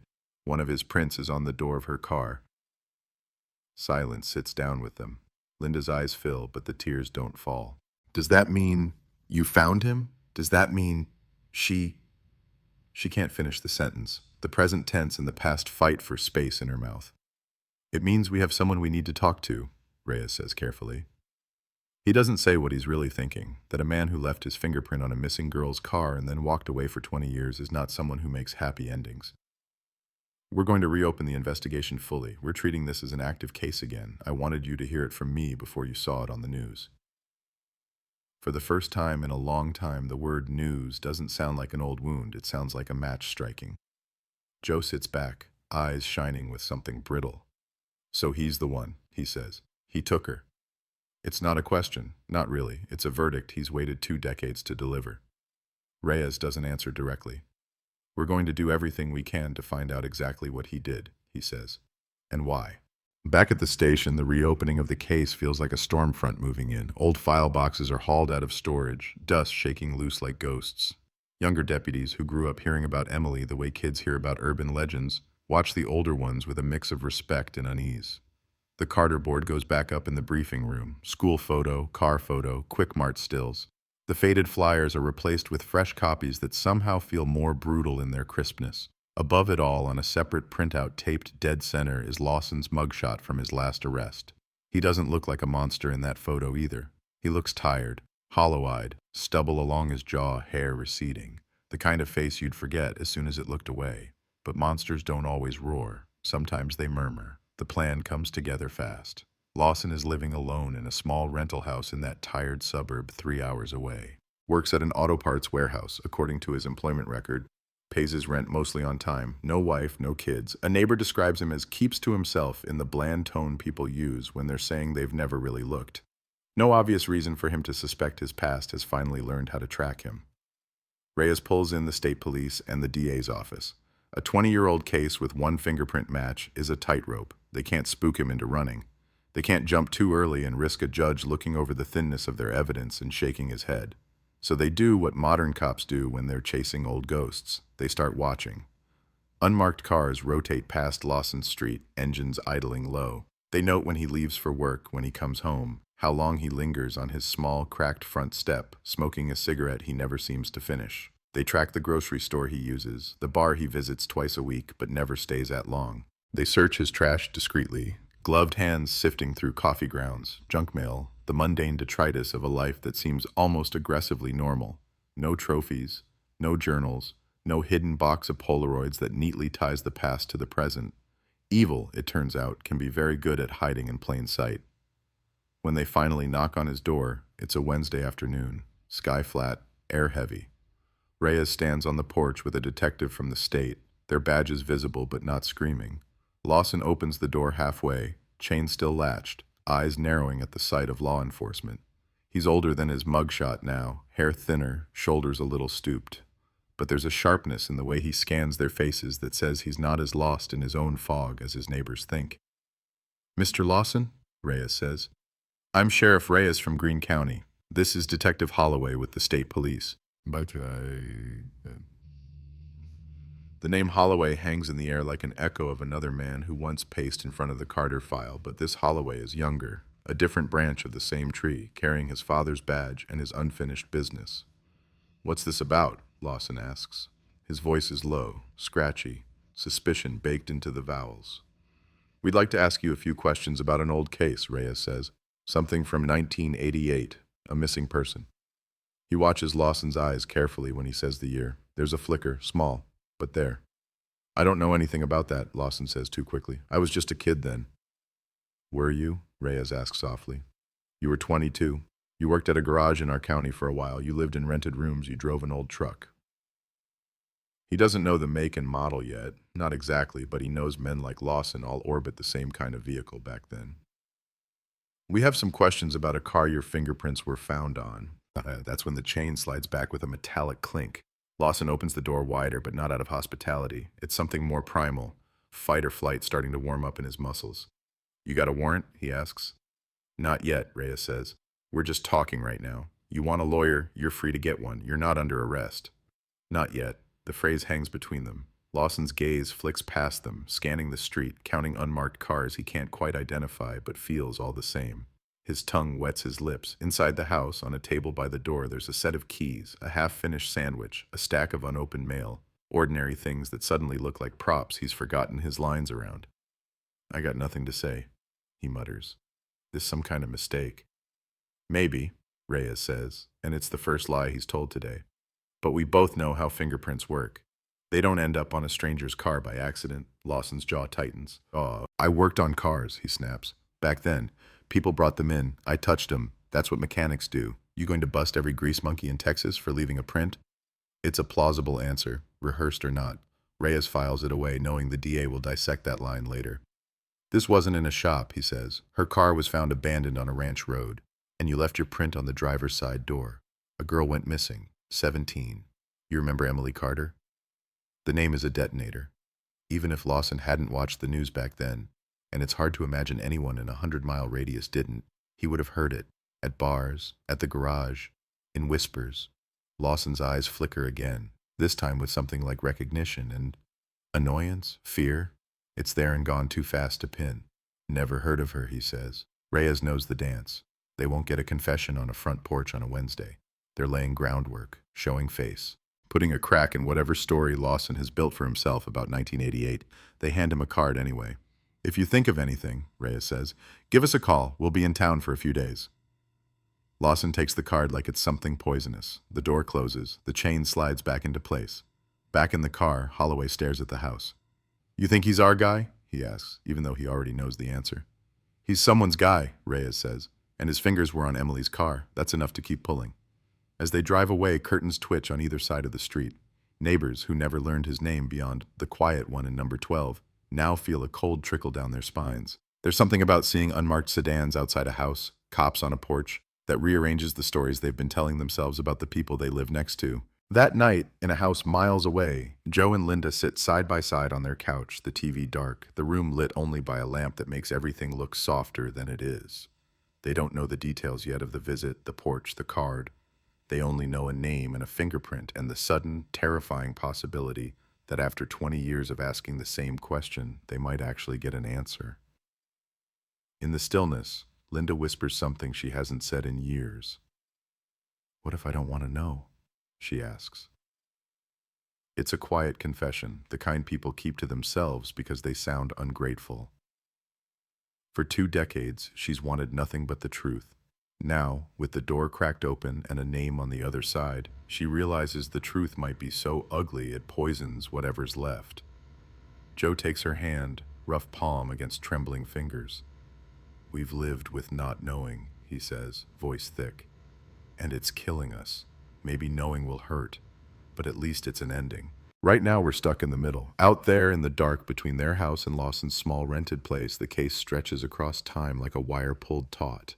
On one end, a denim-jacketed girl walking out of a Quick Mart into a patchy parking lot light. On the other, a middle-aged man lying awake in his bed, staring at the ceiling, listening for sirens that haven't yet come but that he can feel in some deep animal part of his brain, humming on the horizon. The night after the knock on the door, Daniel Lawson doesn't sleep. He lies on his back, eyes wide open in the dark, listening to every sound his small house makes. The refrigerator humming, a pipe ticking in the wall, a car passing 2 streets over. None of it is new, but all of it feels louder, like the house itself is reminding him how thin its skin is, how easily someone could rip it open. He thinks about 1988, whether he wants to or not, about heat simmering off asphalt, about the way headlights looked in the rearview mirror of a truck that didn't always belong to him. You can spend a lifetime building smaller, safer memories on top of the bad ones, paychecks, grocery lists, the soft glow of TV reruns washing your brain blank at the end of the day. But when someone says the right year and the right words in the right order, the old reel starts playing again whether you press play or not. At the station, the investigation shifts gears. Watching and waiting isn't enough anymore. Reyes knows how these stories can end if they hesitate. A suspect who suddenly quits his job, empties his bank account, vanishes before they can close the net. So he goes to the DA with what they have, the fingerprint, Lawson's proximity to the town in 1988, his criminal history, his evasive answers. It's not a complete picture, but it's something. The DA frowns, tapping a pen against the file. He's been burned before by thin cases wrapped in righteous anger. 20 years old, he says. One latent print on a car a lot of people touched. He'll have explanations. I worked on her car. I knew the family. Somebody borrowed my tools. Juries don't like ghosts, Sheriff. They like blood. They like confessions. They like things they can see. Reyes leans forward. Give me a search warrant, he says. Let me into his house, his garage, his old storage units, if he has any. Let us pull his phone records, his employment files, the names of anyone he lived with in '88. If there's nothing there, fine. You can call it too thin. But if there is, you don't want to be the guy who said no when we were one step away. The DA holds his gaze for a long moment. Reyes looks tired, but under the fatigue is something harder. Not an obsession, exactly, but a refusal to let this case be another framed flyer on a wall of lost faces. Finally, the DA sighs, grabs a form from his drawer, and starts writing. You get me everything you've got in affidavits by morning, he says. I'll sign off on the warrant, but if you come back with nothing but a couple of old beer cans and a stack of unpaid bills, this isn't going to trial. You know that. Reyes knows, but he also knows how often it comes down to the one thing nobody thought mattered at the time. A receipt, a photo, a scrap of fabric, a souvenir someone kept when they should have thrown it into the fire. The warrant comes through just after dawn. Unmarked cars roll out again, quiet and deliberate, tires cutting through the early fog like scalpels. Neighbors peer through blinds as officers in plain clothes approach Lawson's door with that particular combination of formality and force that says, without words, this isn't a request anymore. Lawson is at the tiny kitchen table, hands wrapped around a mug of coffee that's already gone cold, when the knock comes. It's different this time. He feels it in his bones before he even moves. The first knock was curious, probing. This one is heavy, final. He stands, chair scraping, and for a second he considers the back door, the alley, the 3-foot fence he could clear if he really tried. Then he sees the silhouette of another officer in the narrow strip of backyard through the curtain. They've thought of that too. He opens the door. Reyes holds the folded warrant in one hand, badge visible. Mr. Lawson, he says, we have a judge's order to search your home and property in connection with an ongoing investigation. You'll have a copy of this if you want to read it. Step aside, please. What investigation? Lawson asks, but his voice is thin and sharp, no real heat, just a scared animal noise dressed up as a question. Reyes doesn't answer. He doesn't have to. Lawson's eyes flick down to the paper, catch his own name printed in black ink, and something in his face shuts down. He steps back. The officers move in. They don't tear the place apart, not the way television likes to show it. It's slower, more methodical. Drawers opened, examined, closed. Boxes pulled from closets and sorted. Photos lifted from their frames to check what's written on the back, then slid neatly into place again. A forensic tech moves through the bathroom and bedroom, gloved hands scanning shelves, nightstand, the underside of the mattress. The house is small, but lives have a way of accumulating artifacts beyond their size. Every item is a possible clue and, more often, an irrelevant detail. In the bedroom closet, they find a cardboard box pushed all the way to the back. It looks like every other cardboard box in every other bedroom, tape yellowed, corners softened. The detective who spots it feels that small, irrational jolt cops get around boxes they didn't expect to find. He pulls it out, sets it on the bed, opens it. Inside are old magazines, tax forms, a tangled mess of cords that don't fit any electronics he owns now. Beneath that, photographs. Some from his 20s, curled and faded, Lawson in front of a car with the hood up, Lawson at a lake with a beer can in his hand, Lawson standing with 3 other guys outside a garage whose sign is too blurred to read. The detective flips through them, scanning the background more than the faces. Cars, buildings, signs, anything that anchors these images to a place and time that matters. One photo makes his fingers still. It's a washed-out snapshot, probably taken with a cheap camera, edges scalloped in the way late 80s pictures sometimes were. Lawson is in the foreground, younger, hair thicker, grin almost cocky. Over his shoulder, just out of focus, is a building. A sign partially visible behind him. The letters Quick and the edge of a stylized M. The colors are wrong in the faded print, but the shape is unmistakable to anyone who's lived in that county. Quick Mart. The same Quick Mart where a girl in a denim jacket was last seen walking out beneath stuttering fluorescent lights. The detective's heart picks up speed. "Sheriff," he calls. Reyes appears in the doorway, takes the photo. For a second, he's a kid again, standing in front of the TV in his parents' living room as the news shows that same storefront, that same slanted awning, that same patch of cracked asphalt. "Where'd you find this?" he asks, voice flat. "Box in his closet," the detective says. "There's more." The more isn't as explosive as the first, but it adds weight. Receipts from a hardware store in their county dated summer 1988. A faded handbill for a local bar's ladies' night, same year, same town. Nothing with blood on it, nothing with Emily's name. But the circle around Lawson is tightening. Every scrap of paper says the same thing. He was there. He was there when he says he wasn't. He has lied. Down the hall, 2 detectives sit Lawson at his kitchen table. They don't cuff him yet. The warrant is for the house, not him. One of them reads him his rights anyway, because 20-year-old cases have fragile bones and you don't want to break any by accident. Lawson's hands are flat on the table, fingers splayed, the knuckles are white. "I told you I worked all over back then," he says. "I don't remember every damn job, every damn town." Sweat beads at his temples. "You dragged me out of bed for some old photo? Come on." "You said you didn't know the town," the detective replies calmly. "You said you'd never heard of our missing girl, but you kept a picture of yourself at the Quick Mart where she disappeared. Why? Souvenir?" Lawson's jaw tightens. That could be any convenience store." "It's not," the detective says. "We know it. You know it." And here's the thing, when people are innocent, they usually don't have to lie about where they were. They might forget the time, the date, who they drank with, but a whole town, a whole job, that kind of erasing takes effort. Out in the living room, another tech calls out. They've found something in a small lockbox wedged behind a stack of old car manuals. Inside are papers, titles, insurance cards, and a Polaroid curled with age. The tech frowns, then walks it over. The photo is dark, taken at night with a flash that overexposed the closest objects and left the rest in shadow. It shows the front of a car, nose down in what looks like a shallow ditch. Weeds gleam pale in the glare. The license plate is too washed out to read clearly, but the shape, a familiar dent on the left side of the bumper, a dangling bit of trim, pricks at Reyes's memory like a thorn. He's seen this car before from a different angle in reports and evidence photos and nightmares he inherited from older men. "It looks like Emily's Ford," he swallows. The room feels suddenly too small. "Get this to the lab," he says, handing the Polaroid to the tech like it might bite. "See if you can pull anything off the surface, and get me the original impound photos of her car. We're going to line them up." The search stretches into hours. By the time they're done, the house looks almost the same as before, only slightly disturbed. A drawer not fully shut, a book half an inch off where it used to sit. To a stranger, it would feel normal. To Lawson, it's a rearranged crime scene where he no longer controls the narrative. He doesn't say another word once the Polaroid is mentioned. There's a moment, brief but unmistakable, when they tell him what it looks like, and he flinches. It's not big, just a twitch in the cheek, a tiny stagger of breath.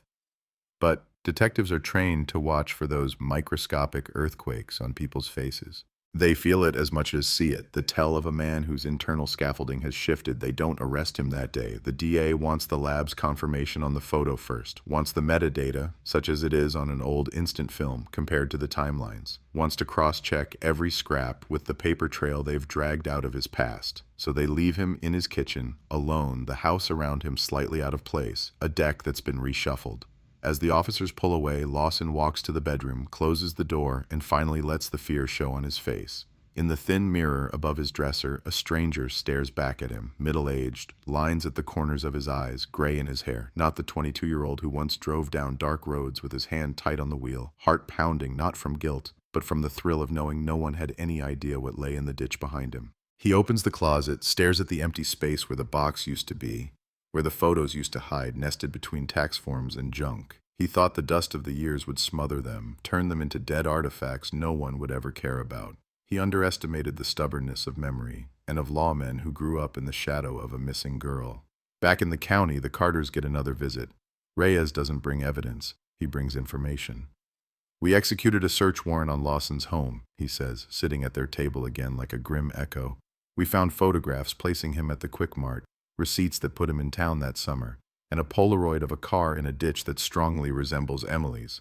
Joe's hands curl into fists on the tabletop. "So he kept trophies," he says, voice rough. He's proud of what he did. "Not necessarily proud," Reyes replies. "Sometimes they keep things so they can control the memory, rewrite it in their heads, make it smaller, less monstrous. A picture is safer than the truth. They can shove it in a box and tell themselves it's over." Linda closes her eyes, swallows hard. "It wasn't over for us," she whispers. "It's never been over." On the way out, Reyes pauses at the threshold of Emily's room. The door is ajar. He's never stepped inside before. It always felt like sacred ground, protected by a kind of invisible barrier. This time, Linda nods once. Permission. He steps through. Time lives differently in here.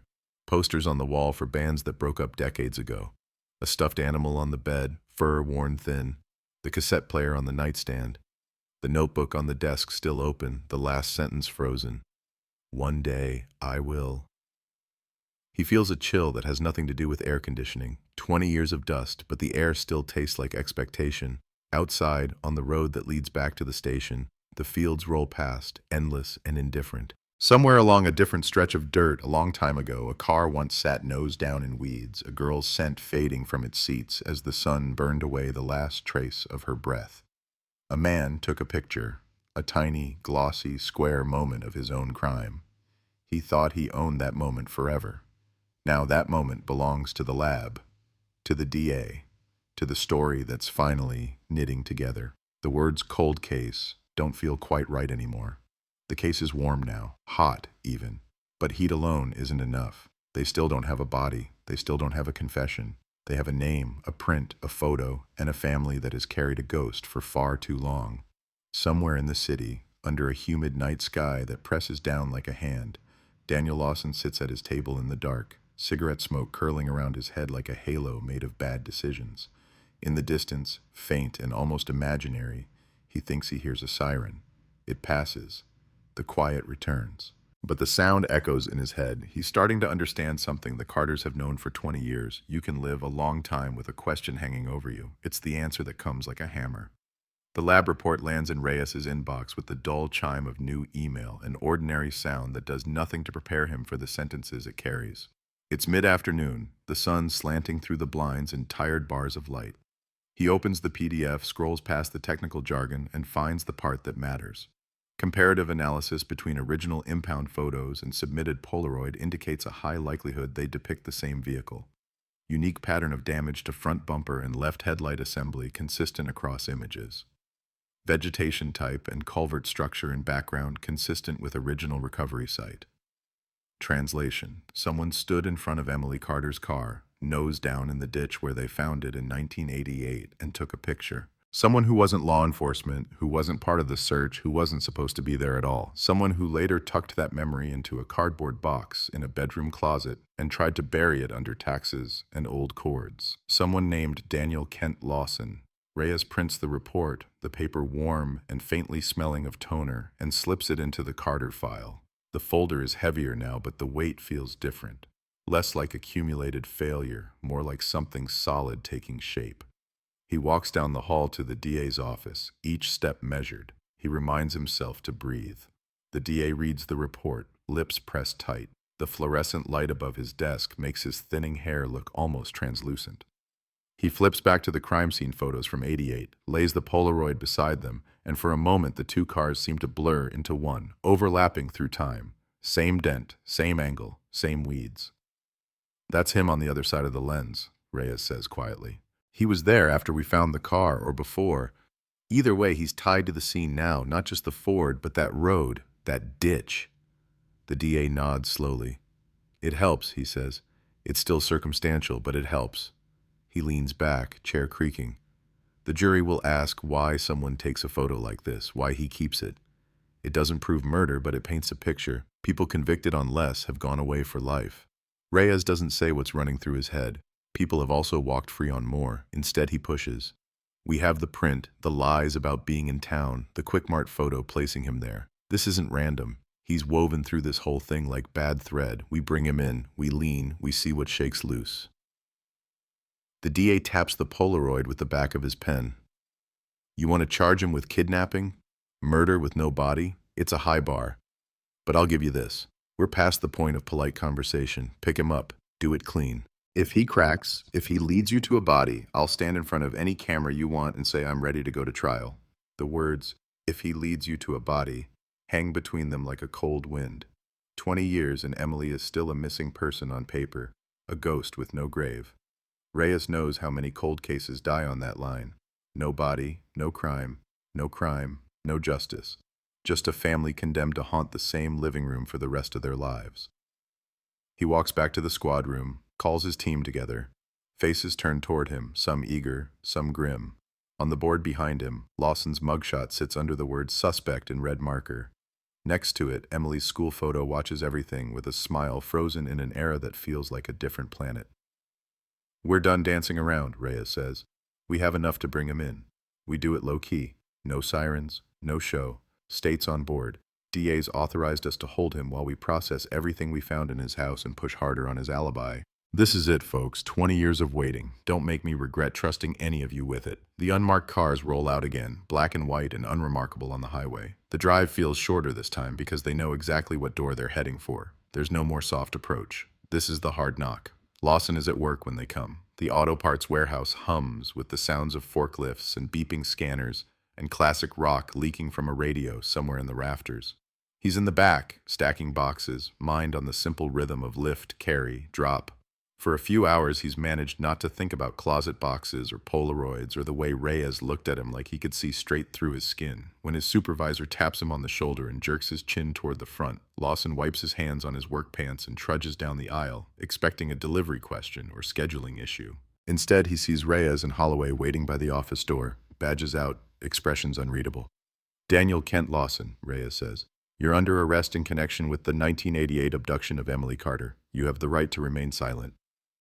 The words wash over him, familiar from 100 cop shows, but different when they're poured into his own ears.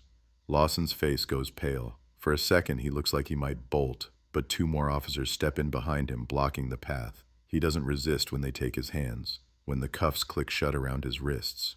Shoppers at the small retail counter freeze, staring. One of them pulls out a phone, thumb hovering over the camera button, but something in Reyes' stare makes him think better of it. On the drive back, Lawson sits in the back seat, shoulder pressed against the door, cuffs biting into his skin. He stares out at the blur of highway and thinks of another drive, another summer, another road leading away from a Quick-Mart parking lot and into the kind of darkness no one comes back from the same. At the station, they take his mugshot. The camera flashes, capturing fear, anger, defiance, all trying to occupy the same few inches of his face. They roll his fingers in ink, again, even though they already have his prints on file. Procedure is a stubborn thing. Every step is documented, every second time-stamped. Cold cases don't get second chances if someone screws up the basics. They put him in an interrogation room with beige walls and a table that's seen more lies than meals. The air conditioner rattles overhead, a faint metallic whine underscoring the steady tick of the clock on the wall. Reyes and Holloway sit across from him. A recorder sits in the center of the table, red light glowing. You know why you're here, Reyes begins. Lawson shrugs, wrists clinking as the chain between the cuffs shifts. You tell me, he says. You're the one with the gun and the keys. Reyes slides a photo across the table. The Quick-Mart snapshot where Lawson is younger, grinning, the store's sign over his shoulder like a ghost. You told us you'd never been in our town, Reyes says. You said you'd never heard of Emily Carter. This says otherwise. Lawson glances at the photo, then looks away. Told you, he mutters. That could be anywhere. Holloway leans in, voice soft. It isn't. I grew up there. I used to buy ice cream from that place. That crack in the sidewalk? Been there since before I was born. So, let's try again. Why did you lie? No answer, jaw clenched, a muscle jumping in Lawson's cheek. Reyes slides the next photo forward, the Polaroid of the car in the ditch, the flash washing the image into a harsh, overexposed glare. "You took this," he says. "You stood in front of this car at that ditch and you decided you needed to keep that moment. Why?" Lawson stares at the photo for a long time. His mouth opens, closes. "I like cars," he says finally. "I take pictures of cars. That's not a crime, and you can't prove that's the same car anyway." "The lab can," Reyes says. "They already did. Same damage, same angle, same culvert. You were at the scene, Daniel. Your fingerprint on the door handle, your little trophy box with your little souvenir photo. This isn't bad luck, this is a pattern." The word trophy lands like a slap. Lawson bristles. "You're trying to make me into some movie monster," he snaps. "I didn't take that girl." "You were there," Holloway repeats. "You touched her car. You were at the Quick Mart. You lied about all of it. Innocent men don't have to lie, Daniel. They don't tuck photos of crime scenes into boxes in their closets. They don't move 3 towns over and pretend they never set foot here." Silence stretches out, thin and tight. Outside the room, detectives watch through the one-way glass, arms folded, faces set. In the far corner, a younger deputy takes notes, pen scratching, his jaw clenched. He was 10 when Emily disappeared. Her face is one of the first missing posters he remembers seeing. They keep at it for hours. They circle back through the same questions, approach from different angles, poke at different memories. 1988. The garage he worked at, the truck he drove, the bars he drank in, the roads he took. At first Lawson shrugs, feigns forgetfulness. "It was a long time ago. I don't remember every road. You can't expect me to recall every car I worked on." But slowly, under pressure, cracks form. He admits eventually that he did live in town briefly that summer, rented a room above the bar, worked part-time at a garage off Highway 17. "Didn't last," he says. "Boss was an ass. Place was a dump." He admits he used the Quick Mart, only store around.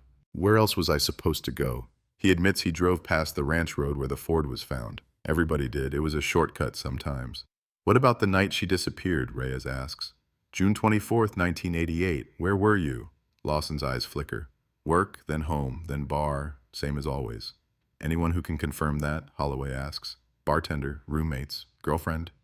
"I didn't keep a diary," Lawson sneers. "You going to arrest everyone who can't remember some random night 35 years ago?" "This isn't random," Reyes says quietly. "It's the last night of a girl's life." The first real crack comes when they bring up the car again. "How did your fingerprint get on the driver's door if you never met her?" Holloway asks. "You weren't a cop. You weren't part of the search. You weren't her friend. So why were you touching her car?" Lawson stares at the photo, at his own distorted reflection in the car's chrome. "Maybe I was just curious," he mutters. "Heard about the missing girl, drove out there, had a look. People do that. Rubbernecking. You ever see a fire? Folks line up on the sidewalk just to watch. You going to arrest them too?" Reyes feels his stomach twist. It's a bad explanation, but it's an explanation, and juries sometimes cling to those like life rafts. "And the photo?" he asks.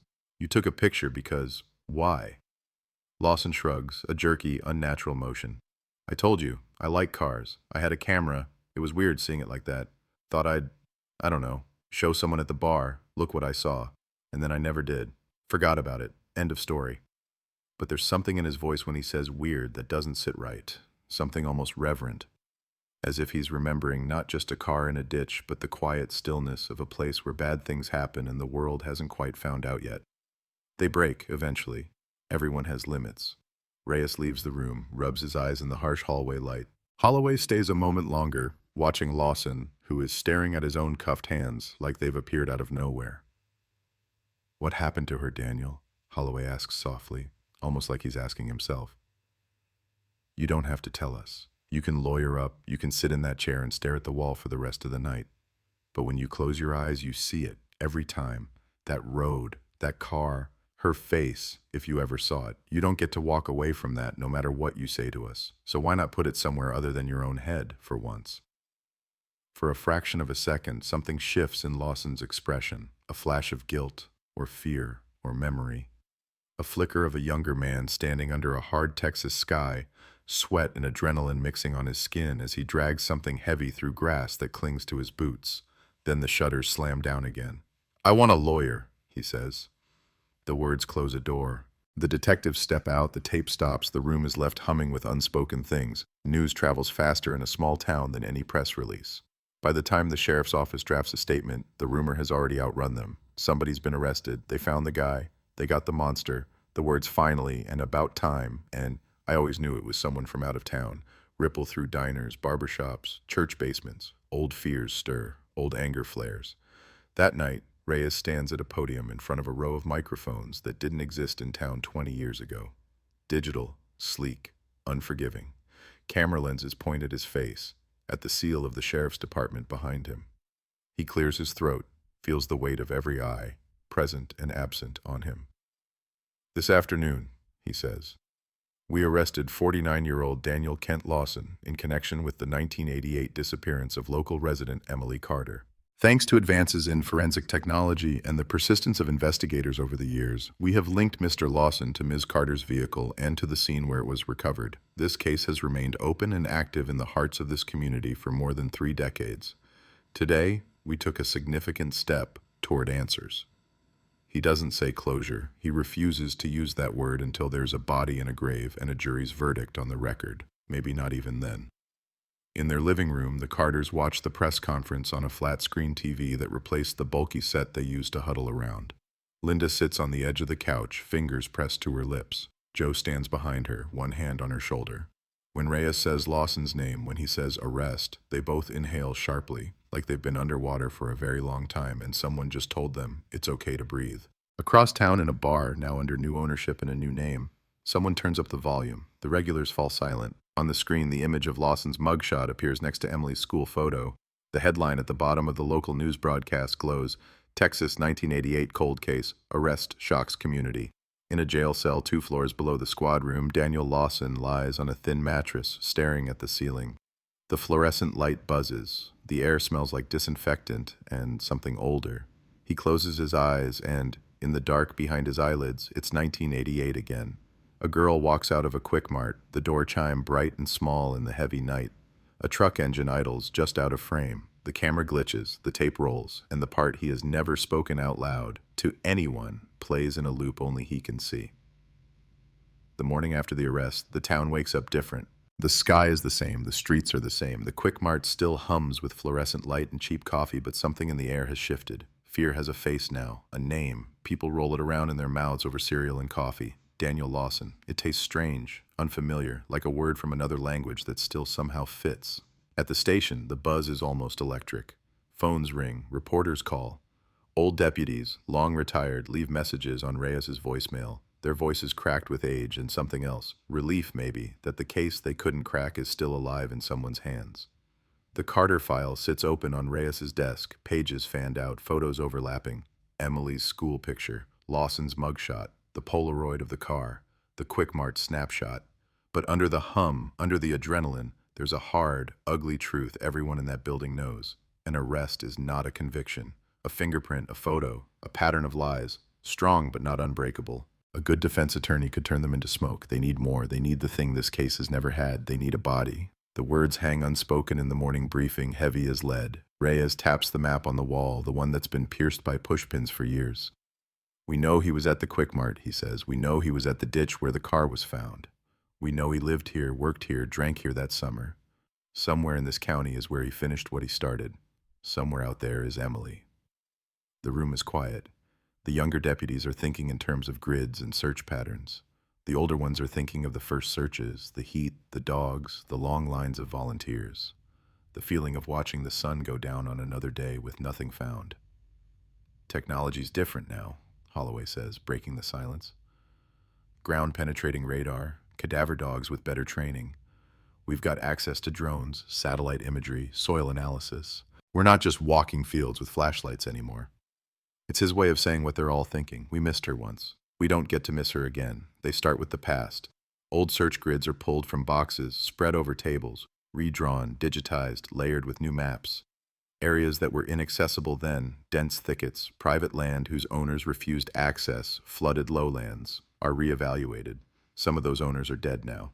Their kids are less suspicious of cops, more wary of bad press. The no that stopped the sheriff in 1988 becomes a reluctant, I guess, in 20-something. They pull every report that mentions Lawson's truck, every tip, every saw pickup that night note scribbled in the margins of old notebooks. A pattern starts to emerge, not clear lines, but smudges. A bar he favored, a shortcut he liked to take leaving town. a stretch of back road near the river where his name surfaces more than once in barroom gossip. People didn't remember Emily's face forever, but they remembered a loud engine flying down a dirt road at midnight, dust and stones spitting from the tires. Reyes brings in a geographic profiler from the state, a man with gray hair and eyes like a hawk. He sits in front of the map for hours, tapping a pen against his lip, muttering to himself. He doesn't know Lawson personally, doesn't know the town's grudges, doesn't care who used to drink where. He cares about behavior, routine, comfort zones. If he lived here, worked here, and dumped the car there, the profiler says finally, circling the point where the Ford was found. He's not going to drive 40 miles to get rid of a body unless something forces him to. You've got a risk window. Time between abduction and dump. He won't stretch that farther than he has to.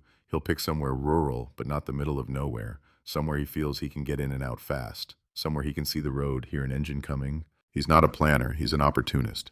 He draws a rough circle on the map around the ranch road. Your body is probably in this radius, he says. Not guaranteed, but if you're going to throw everything at it, this is where I'd start. The circle cuts across scrubland, dried creek beds, thin lines of trees along fence lines. It slices through a patch of county land used for hunting, an old gravel pit, and a stretch of riverbank where kids sometimes sneak off to drink beer and carve their initials into the bark of cottonwood trees. Search teams fan out. SUVs and trucks line up at a makeshift command post near the ranch road, just like they did 20 years ago. Only this time there are drones buzzing overhead and laptops on portable tables. Cadaver dogs, tongues lolling in the heat, pace nervously as their handlers adjust harnesses. They're trained to smell death in the ground, in the air, in places where soil remembers what people try to forget. Reporters hover at the perimeter, long lenses and live-shot vans waiting like vultures. Reyes ignores them. He's got a different audience in mind. A family sitting in a house a few miles away watching their phone, not the TV, waiting for it to ring. The dogs go first. They move along the edges of the circle, noses down, tails flicking, handlers reading every twitch, every hesitation. When one catches something, the change is subtle. Body tense, head snapping sideways, pace slowing. The handler raises a hand. Alert, he calls. Orange flags go into the ground. Coordinates are logged. Some alerts are false positives, old animal graves, decaying stumps, the ghost smell of something that died on the surface and sunk in with the rain. But each one is checked, soil samples taken, shallow pits dug. The work is slow, methodical, exhausting. On the third day, in a narrow strip of trees along a dry creek bed, one of the dogs freezes. Then he lets out a low, rising whine that the handler has learned to both dread and respect. Stronger hit here, the handler calls, voice tight. Right here. The ground looks like any other patch of sun-baked earth. Scrub grass, dirt cracked from heat, roots twisting under the surface. But as the forensic team kneels and starts to clear the top layer, they see something different in the soil. A slight change in color. A softness where there should be compacted hardness. Disturbed earth that has had 20 years to settle but not quite enough to blend in. Reyes stands back, hands on his hips, heart pounding against his ribs. This is the moment every cold case cop both dreams of and dreads. The line between missing and homicide is buried in that dirt. Once they cross it, there's no going back. They dig carefully. No shovels plunging, no frantic scrabbling. Brushes, trowels, slow hands. The first object that emerges is a scrap of fabric, discolored, fragile. Denim blue, turned gray by time. Someone holds it up with tweezers and the team goes still. Nearby, a metal button catches the light. The faded stamp on it, 3 letters that once spelled out a brand teenagers wore like armor, glints through the dust. Then bone, small, pale. At first, just a curve, an arc the size of a finger joint. A tech clears more soil, breath caught. A hand emerges in pieces, then a forearm, then the slope of a skull, fragile and yet stubbornly there despite the weight of 2 decades of earth. The lead forensic tech looks up, eyes meeting Reyes's. He doesn't have to say it, but he does anyway. Because some sentences are too important to leave implied. We've got remains, he says. Human, likely female, shallow burial, been here a long time. The call to the Carters is the hardest thing Reyes has ever done. Harder than arresting Lawson, harder than facing the cameras. He stands in his office, door closed, phone heavy in his hand. For a moment he wishes he could be anywhere else. Then he dials. Linda answers on the first ring, as if she's been sitting there, phone in hand, waiting for this exact vibration to start. Sheriff? Her voice is already trembling. We found something, Reyes says. No preamble, no padding. In the search area, human remains. It's too early to be 100% certain, but we found denim, buttons, consistent with what Emily was wearing. We'll need DNA to confirm, but I didn't want you hearing this from anyone else. There's a long, long silence, long enough that he thinks she might have dropped the phone. Then he hears it, a sound that isn't a scream and isn't a sob, but something raw and wrenching that seems to tear out of her in pieces. In the background, Joe's voice, muffled, asking what's happening. The phone shifts. His voice comes on, gruff and breaking. "Where?" he asks. Just that. Just one word, hammered flat. Reyes tells him. The creek bed, the trees, the circle on the map. "You can't come down here yet," Reyes adds quickly. "It's an active scene. It wouldn't be fair to you. Let us do what we have to do. When we have answers, real answers, I'll bring them to you myself." Joe breathes out slowly, like he's letting go of something he's been holding for 20 years. "We knew," he says quietly. "Deep down, we knew. But knowing and knowing." His voice cracks. "Just don't let him walk, you hear me? Don't let him walk." The remains go into evidence bags that feel too clinical for what they carry. Every bone is photographed in situ, measured, documented. A small necklace chain, corroded but intact, gleams in the dirt near where the skull lay. There's no pendant attached anymore, but the shape, the length, matches what Emily's friends remember her wearing that summer, a cheap silver chain with a tiny heart that might have rusted away or been lost at a tug. The bones go to the state lab. DNA is taken from the remains, from the brush of teeth, from the marrow. A sample from the hairbrush in Emily's old room, kept all these years in the evidence freezer, is compared. The machines hum, computers crunch numbers. Somewhere in the lab, a technician watches a graph climb and knows what it means before she prints the report. Positive identification, Emily Carter. There it is. The cold case has a body now. A grave that was never marked, never mourned, suddenly illuminated under sterile lights and harsh reports. The cause of death is harder. Time has stripped away soft tissue, erased bruises, smoothed edges. But there are clues. A fracture along the hyoid bone. Tiny breaks in ribs that suggest force, not accident. The forensic anthropologist's summary is clinical, but the meaning is blunt. Likely homicidal violence, likely manual strangulation. In the interrogation room, Lawson sits across from his new attorney, a man in a sharp suit and sharper tongue. They've read the reports. They know about the discovery in the creek bed. The lawyer leans back, steeples his fingers, and looks at his client. "They have a body now," he says. "They have her. That changes things." Lawson's face is a mask, but his eyes flicker. He hasn't slept since they dug up the creek bed. He could feel it from his cell, like a tremor in the earth. "Bodies show up," he mutters. "Doesn't mean I put it there." The lawyer nods, almost bored. "You didn't," he says smoothly. "That's your line. You saw the car, you were curious, you went out there after law enforcement left, took a picture, touched the door, went home. You never met the girl. You heard about her on the news like everybody else. Some other guy did the rest. Our job is to make the jury see that's possible." "Can you?" Lawson asks. For the first time, doubt cracks through his bravado.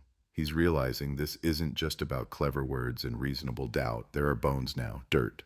Denham, the past is no longer just a ghost. The lawyer smiles thinly. "I've done more with less," he says. "They waited 30-plus years to arrest you. Memories fade, cops forget, evidence degrades. We hammer that. We picket their procedures from 88. We make the sheriff look like he's chasing a childhood boogeyman. A girl goes missing, the town wants a villain.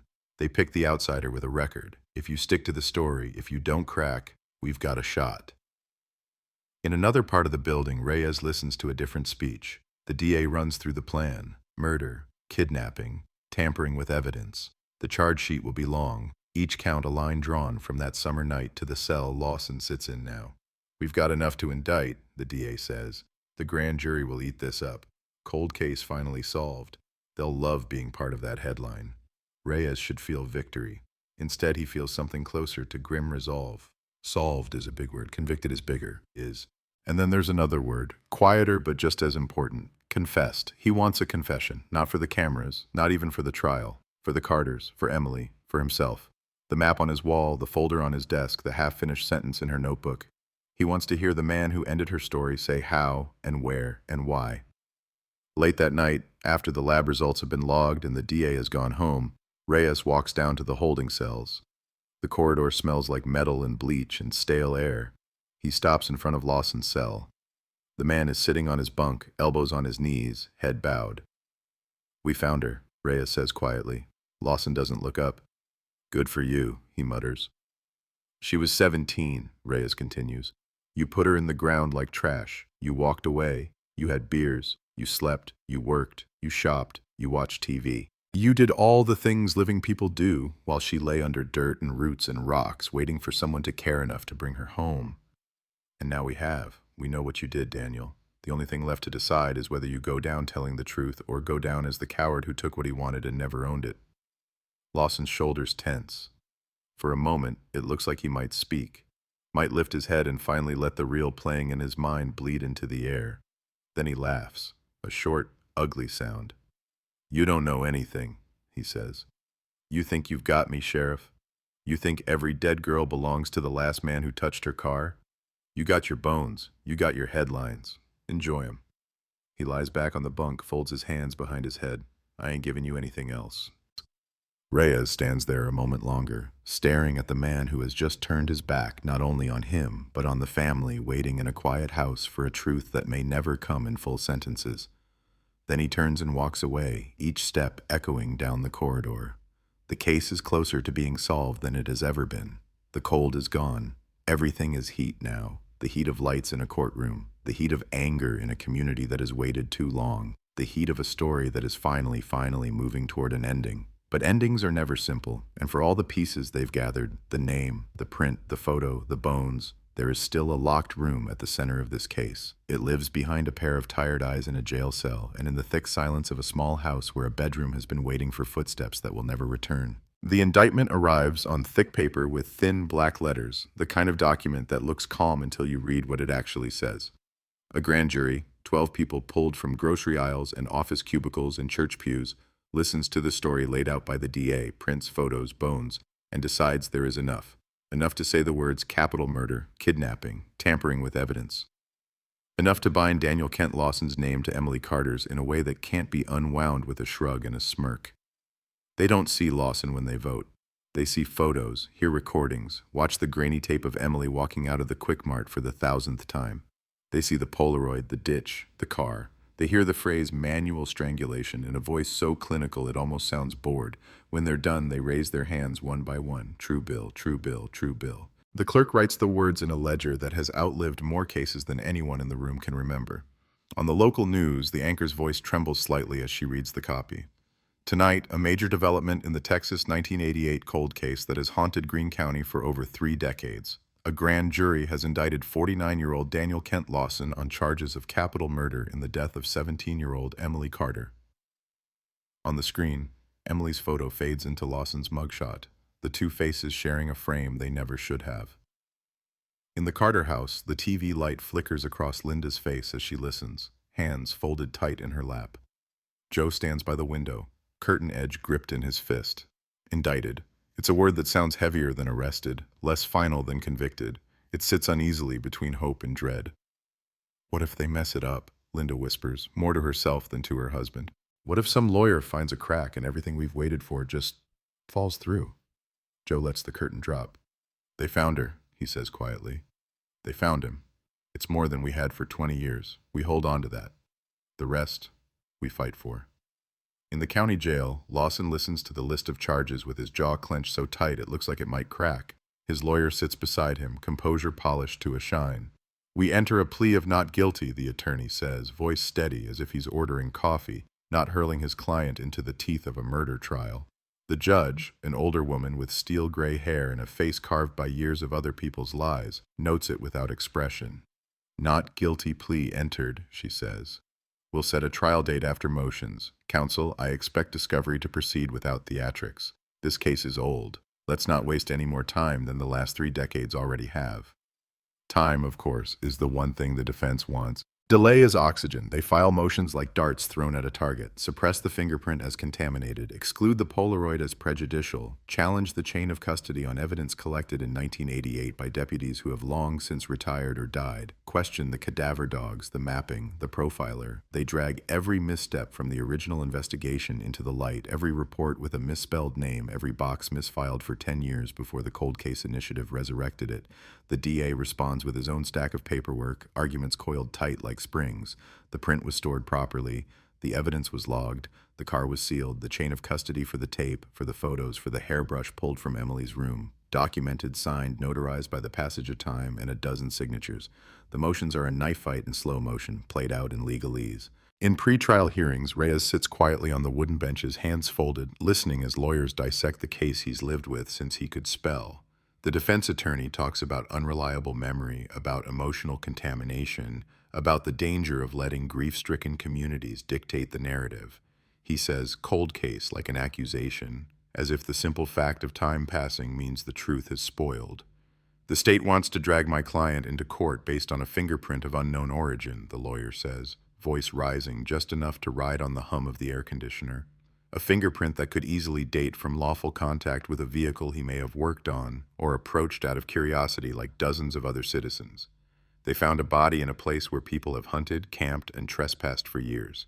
They have no eyewitnesses, no confession, no weapon, just a desire to close a file that's been haunting this town since the 80s. The DA stands, ties slightly askew, eyes sharp. We have more than that, he says. We have a print on the driver's door of the victim's car. We have a Polaroid of that same car in the ditch, taken from an angle no member of law enforcement ever documented, found hidden in the defendant's home. We have proof he lied about ever being in the town, proof he lied about using the store where she was last seen. We have his proximity to the crime in time and place. We have his pattern of violence, his escalation. This isn't about closing a file. This is about giving a girl who has been buried twice, once in the ground, once in the backlog, the justice she deserves. Judge Hart listens to both, expression unreadable. When she rules, it's with the calm of someone who knows how many eyes are on her. The fingerprint stays. The Polaroid stays. The jury will see the QuickMart photo, the maps, the bones. This case is old, she says, but the law does not recognize expiration dates on murder. Age goes to weight, not admissibility. If the defense believes the evidence is unreliable, they are free to make that argument to a jury. We will not try this in motions. Outside the courthouse, reporters swarm the steps, microphones thrust toward whoever emerges.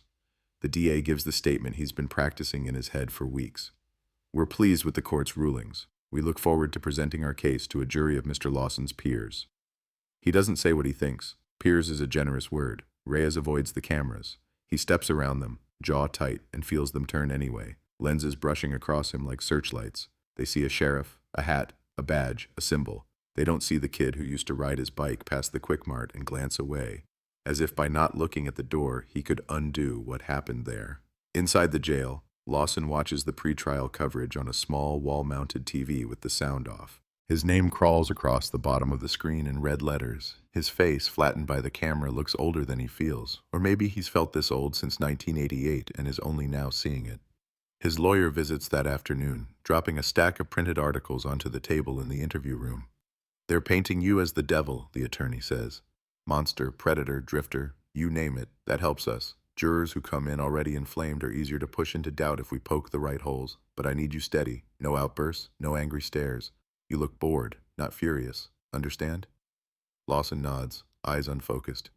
You really think we can beat this? He asks, voice low. The lawyer shrugs. Beat? Maybe. Hang? More likely. One holdout, one person who thinks the state waited too long, who doesn't like the idea of convicting without a confession. That's all we need. He leans in. But you have to help me. No surprises, no secrets from me. If there's anything else in your past that looks like this, I need to know now. Lawson's jaw works. For a second, the air between them tightens. Then he shakes his head. It was just that summer, he says. I was stupid. Drunk half the time, got in fights. Nothing like this.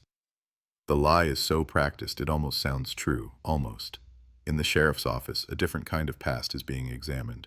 Holloway, the younger, stands in front of a whiteboard covered in case names and dates. We got a call from the State Fusion Center, he says to Reyes. They've been looking at unsolveds from the late 80s, early 90s, within a 100-mile radius. Girls disappearing near highways, dump sites near water, shallow graves, nothing that lines up perfectly with Emily, but there are echoes. He points to a name, Lisa Hartley, 19, vanished from a truck stop in 1989. Another, Maria Flores, 21, found in a shallow grave outside a small town 2 counties over, cause of death undetermined due to decomposition. Lawson's work history puts him near at least 2 of these places, Holloway says. Garage jobs, odd work, in and out before anyone remembers his name. Reyes feels a slow chill creep up his spine. One monster, one girl, that's a tragedy. One monster, multiple girls, that's something darker. We don't tell the DA yet, he says. Not until we have something concrete. They'll want to keep the trial clean, focused on Emily. We can't risk a judge ruling any of this inadmissible and the defense screaming witch hunt. But we work it, quietly. If he's done this before, someone else's family deserves to know. They send inquiries to neighboring counties, pull old files, stare at photos of other girls with half-finished futures.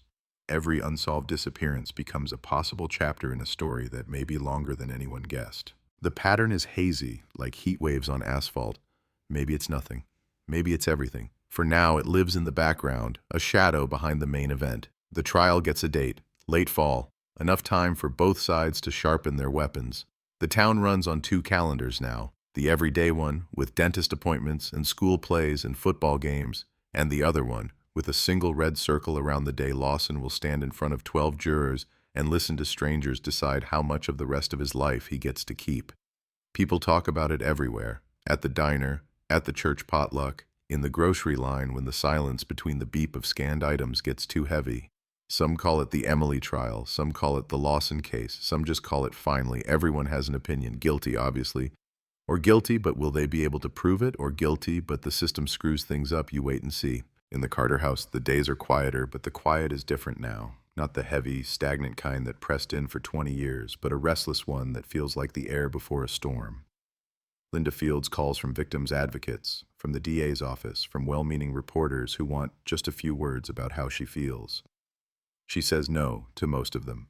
Her feelings are not for public consumption. They're messy, contradictory things. Relief, rage, fear, exhaustion, hope, but the brittle kind that snaps if you look at it too hard.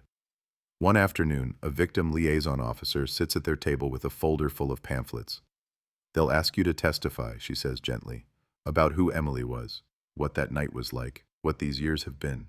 You don't owe anyone anything, but it helps the jury see her as more than a file. Linda nods slowly. She has spent years talking about Emily into cameras, into microphones, into the void. She has described her daughter in the present tense and past tense and some broken tense in between, but the thought of describing her in a courtroom, in front of Lawson, in front of people who don't know what it's like to set another place at the table out of habit and then quietly put the plate back, that feels like stepping off a ledge. I'll do it, she says finally, if it means they see her, really see her, not just a girl on a poster. Joe's testimony will be shorter, he knows. He isn't a talker. His grief is a heavy, wordless thing. But he'll take the stand, too. He'll look at Lawson across that polished wood and think about all the nights he drove that stretch of highway slowly, headlights sweeping the ditches, looking for something, anything, long after everyone else said it was hopeless. In his cell, Lawson lies awake, listening to the sounds of the jail humming through the concrete. Footsteps, doors, someone coughing 3 cells down. He thinks about the road to the Quick Mart, the way the parking lot light used to flicker, the feel of a steering wheel under his hand on a night that smelled like dust and hot asphalt, and possibility twisted into something else. He tells himself, again and again, that they can't prove what happened between that parking lot and that creek bed. He clings to that thought like a life preserver. But sometimes, when sleep slips past the cracks, the other reel starts playing. Not the one he's rehearsed for lawyers and cops, but the real one. The girl's voice. The way fear sounded in it when she realized the truck wasn't turning where she thought it would. The struggle, the heat, the silence after. The way the world went frighteningly, impossibly normal again as soon as it was over. Crickets singing, tires crunching gravel, a night sky full of stars that didn't blink or shudder at what he'd done. He doesn't know, not really, if a jury will see that reel or the one his lawyer is trying to splice together. All he knows is that a story that has lived in his head for decades is about to be told out loud in a room where he doesn't control the narrative. And in that same room, a different story will be told about a girl who once wrote, "One day I will," and never got to finish the sentence. The title on the screen has already been written. Texas 1988 Cold Case Solved, Arrest Shocks Community. It's a bold, confident headline, the kind editors love. But headlines are cheap, they come and go. What happens in that courtroom, under that harsh fluorescent light and the flat gaze of 12 strangers, will decide whether the word solved really belongs there, or whether this case, like the girl at its center, will remain trapped in a space between what's known and what will never be fully spoken aloud.